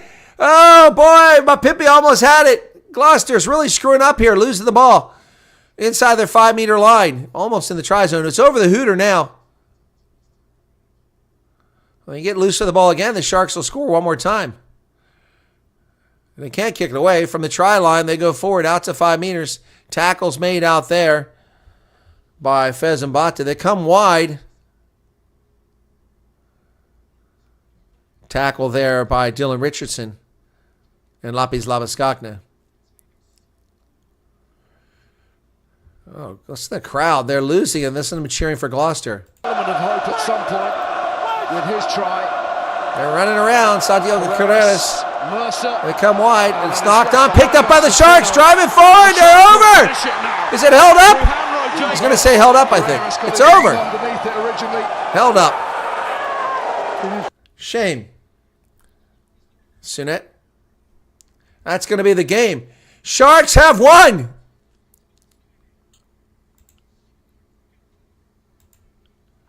Wow. A South African club wins the EPCR Challenge Cup. Sharks are champions. Time for Queen. Cue Queen. Eben Etzebeth, very happy. And the Sharks get redemption on a horrible season. An absolutely horrible season. Wow. Unbelievable. Let's see if we can hang around for the man of the match and the coaches. And JT just subscribed. Thank you for subscribing, JT. Appreciate that. Gloucester, no doubt disappointed. Vincent Koch. Vincent Chichuka looking very happy there. Dylan Richardson. Fez Mbata. James Fenter. What a stud. Pepsi Buthelezi. Cameron Wright. And the Sharks have done it after 4 trips to the Super Rugby final and nothing. They go in this Consolation Challenge Cup and win hardware. Who would have guessed? Oh, there are fans in the stands for the Sharks, folks. Wow. Final score is 36-22. And it wasn't that close. 2 late tries that never should have been given up. Grant Williams got his hands in the air. He's pretty happy. Wow, what a finish. EPCR Challenge Cup champions. Gerbrand Gerbla towering over other players. Chris Harris out there giving it up to the fans, the Scotland National. Wow. Man, that was exciting, folks. That was exciting. Sharks are the champions of the EPCR Challenge Cup. A South African side wins the Challenge Cup. Wow. Eben Etzebeth with a big smile on his face. Wow. So we've proved it.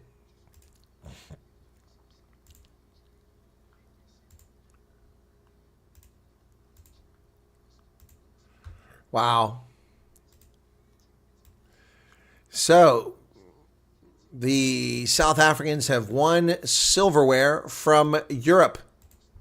We've done it a couple of times now. We've won the URC and we've won a Challenge Cup now. Wow. How you like them apples, folks?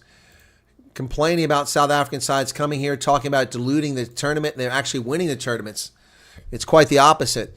So, Sharks are still walking around the field. There's Johnny May coming over, and he's getting a handshake from Bongi Mbonambi. Well done, Sharks. Springboks on the field. Ox, Bongi, Eben, Grant. Yep, cut above. Yep. Sia Masuka does look good. He does look good, folks. They dominated that final. Wow. Oh, yeah. Where did this come from? The Sharks have been useless. And look at this. They come back and win. But let's not get carried away. This wasn't a Champions Cup. Challenge Cup. TV needs to get over here so we can see the photo for the final here. The team photo. Here we go.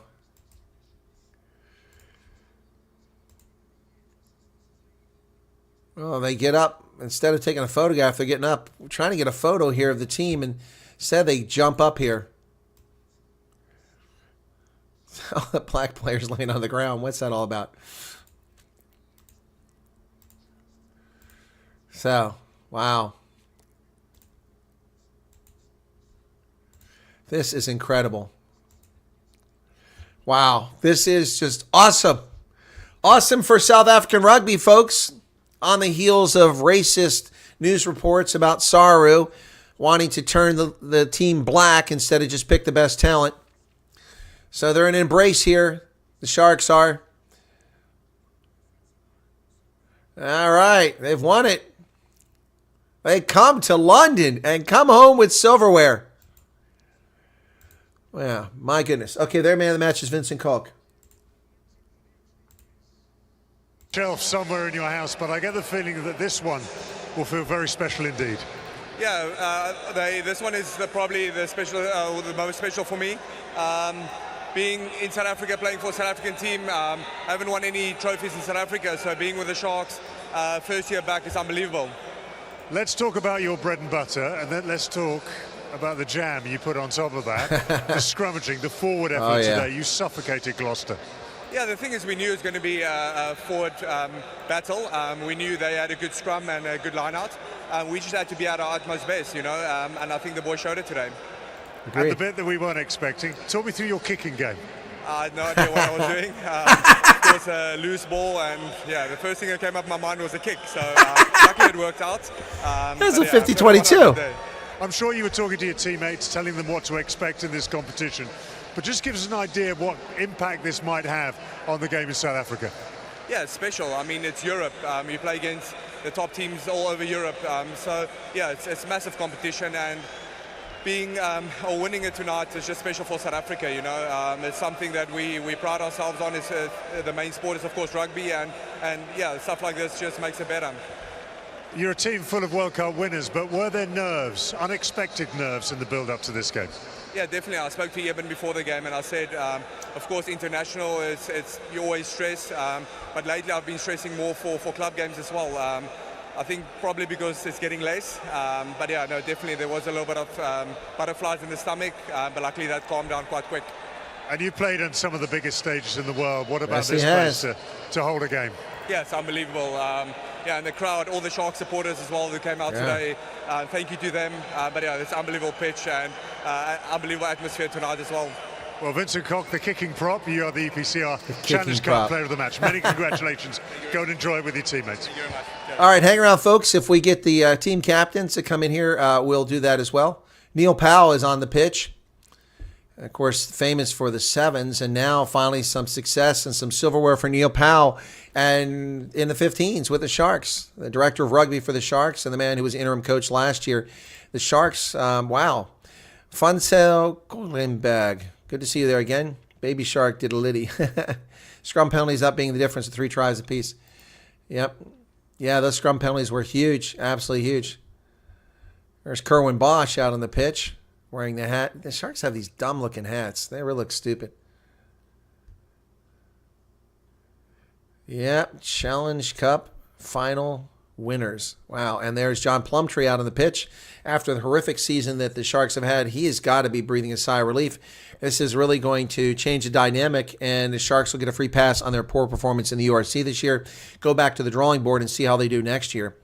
But I'm getting a bit. There's Johnny May out on the pitch. I'm getting a bit concerned about the Springboks. Way too many injuries, but the good news is that South Africa is deep with talent. You just have to pick the right players to be out there. So, wow, there you have it, folks. EPCR Challenge Cup winners. They're waiting for them to go over and stand on the podium and get their trophy. I'm waiting for that photograph opportunity. Hopefully it'll happen here very soon. Be sure to hit the like button if you haven't done it. We did go over 100 likes. Well, that's very good. And it's just exciting to see. This is incredible. So I got to tell you, folks, I'm really happy about this. And I didn't pick the Sharks to win because I didn't want to jinx them. So I'm getting killed in my Super Brew as we start the weekend. Afile Fassi out there talking to Eben Etzebeth. Yeah, this is, wow, it's some really hard work was put in out there. And then Ethan Hooker there getting a big hug from Neil Powell. And there's Suchuka coming over and they're hugging. Yeah, Chris Harris for Gloucester standing there along with his teammates. They're obviously disappointed. But the Sharks did win this thing. They took them points when they were on offer. They played well. They were under the pump early on. A lot of trouble. Multiple penalties. Got a yellow card for Afili Fassi early in the first half there. Yeah, that was at 6 minutes, 31 seconds. They were given a yellow card. They withstood it, and they picked up 3 points. Yep. Neil Powell, that's the team to get over here, and I need them to get where they're supposed to be very quickly so we can get that photograph. Kerwin Bosch, if he got on the pitch, it was late. I didn't see that. And, yeah, Vincent Chichuka there. He's very happy. Hugging Neil Powell now. Big hug for Neil Powell for Vincent Chichuka. And Bungi's trying to get people, or is it Oxenche? Oxenche's trying to get him. I think they're trying to get over for the photograph now. Maybe. I don't know. Wow. So, Neil Powell is giving all his players hugs. So here comes Gloucester now. They're going to walk over and get their second place finish medals. Wow, this is really good stuff here, folks. The Tottenham Hotspur Stadium looks beautiful at night with the blue lights. Just really lovely stuff here. All right, some applause from the fans who've hung around for them to get their medals as they come up. And the medals being placed over. So here they come through. Chris Harris getting his medal. Well, the announcer's saying that Gloucester's crestfallen, but I mean this is a tournament, not a competition like URC or Gallagher, or the Pro 14. Excuse me, not Pro 14. Yeah, Pro 14 in France, top 14. There is Johnny May getting his second place medal. Santiago Carreras, who was incredible on the high ball until late in the game when he had a couple knock-ons after he got injured. He was a little hesitant there, but he just killed the Sharks early on. Boy, the front row guys, they fought like warriors, but their scrum was a mess for Gloucester. And so, yeah, well done, Sharks, indeed. The only thing missing now is the Cricket World Cup. T20, I don't know, 50 overs. Good luck with that. So Gloucester getting through very quickly here. They look disappointed. One of the front rowers there almost in tears for Gloucester, having not won. They're hugging each other, but just disappointed. But the Sharks brought it today. They absolutely brought it. The Sharks brought it. It was a great performance. Where was this against Benetton a few weeks ago? Of course, we didn't have 10 Springboks on the pitch. So the Sharks kept Benetton in the competition. So the last of the Gloucester coming through now. Next, it'll be the Sharks coming up for their medals. All right, so here we go. Mercer coming through. So hands on knees and hips, and Gloucester players bent over. Here we go. Up against a side like these guys who are brutal in the tackle. Don't go there. Don't go into any tackles. Kick better. And you need your big players to go. I'm still waiting for the Sharks to come and get their medals. What are we waiting on here? Here we go. Small things add up to big things ultimately, Sharks! don't they? But do not take anything away from this group of Sharks players. No, don't take anything away. Terrible season. Oxenche, Bongiamanami, Vincent Koch, Gebrat Geubelaar in order coming up there, getting their medals. And James Fenter, my man of the match. He was stud. Brutality of that front five that can carry, they can defend. You don't want to go near them, they can scrum you off your feet. Yep. But then the moment they get opportunity, they take it. Back line can ignite. That's right. When they've got their act together. John Plumtree out there. Sharks players going through. I mean, a very happy plane ride back to South Africa for these players. Those who are going home, some of them still playing in Europe, they get gold medals around their necks here. Congratulations to the Sharks. Grant Harris. Sia Masuku. Could have been man of the match there. Makazole Mapimpi. As they come through. Francois Fenta. Ethan Hooker. And the Sharks working their way up onto the champion stage for this. And they'll take the photograph here in a few minutes. We're going to hang around a little bit longer here. It is excellent stuff. Thank you all for sticking with us. We've got 2,500 views, 116 likes. Pretty awesome to see. So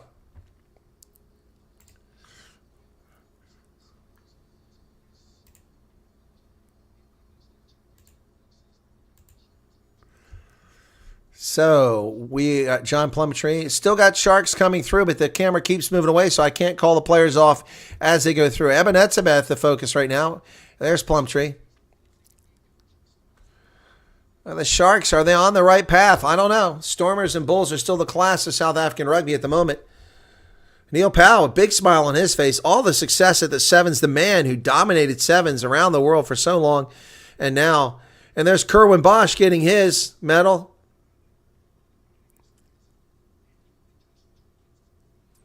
There we go.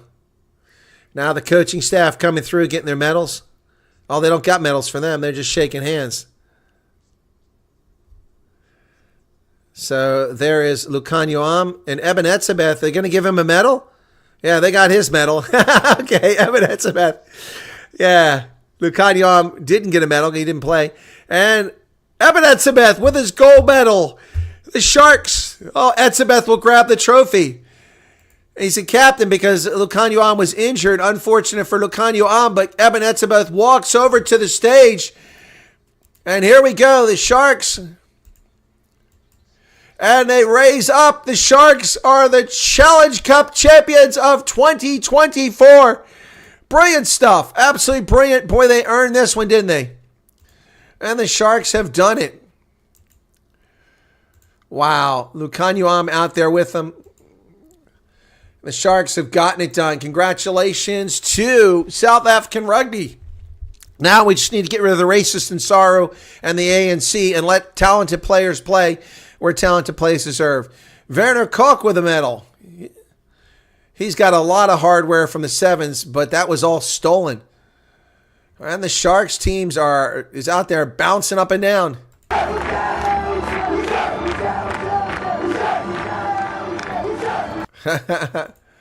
All right.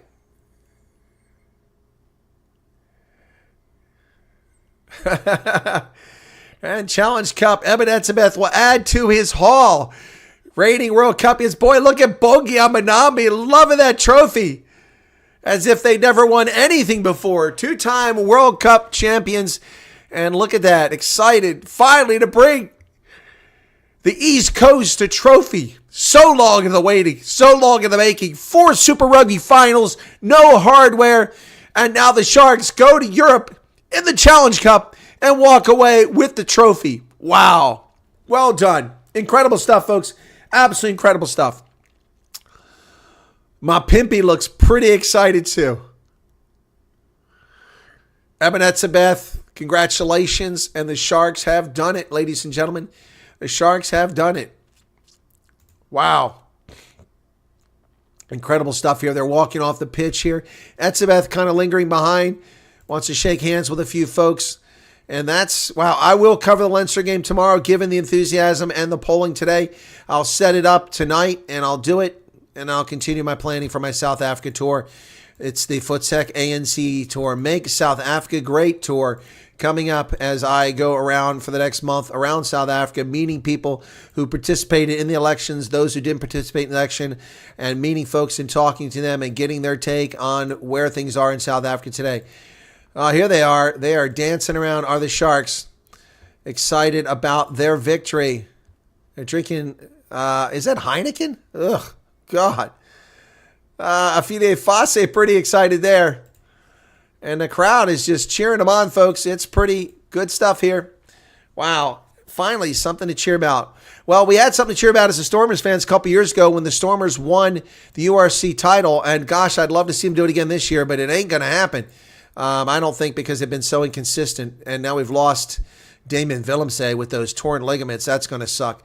Anyway, this is just epic. I don't know what to tell you. Just really, really cool. And I'm so excited for Sharks fans. Great to see them actually win something here that they can take home and hang on the shelf. As long as nobody breaks in at Kings Park and steals it. It is, after all, South Africa. Anyway, Challenge Cup champions 2024.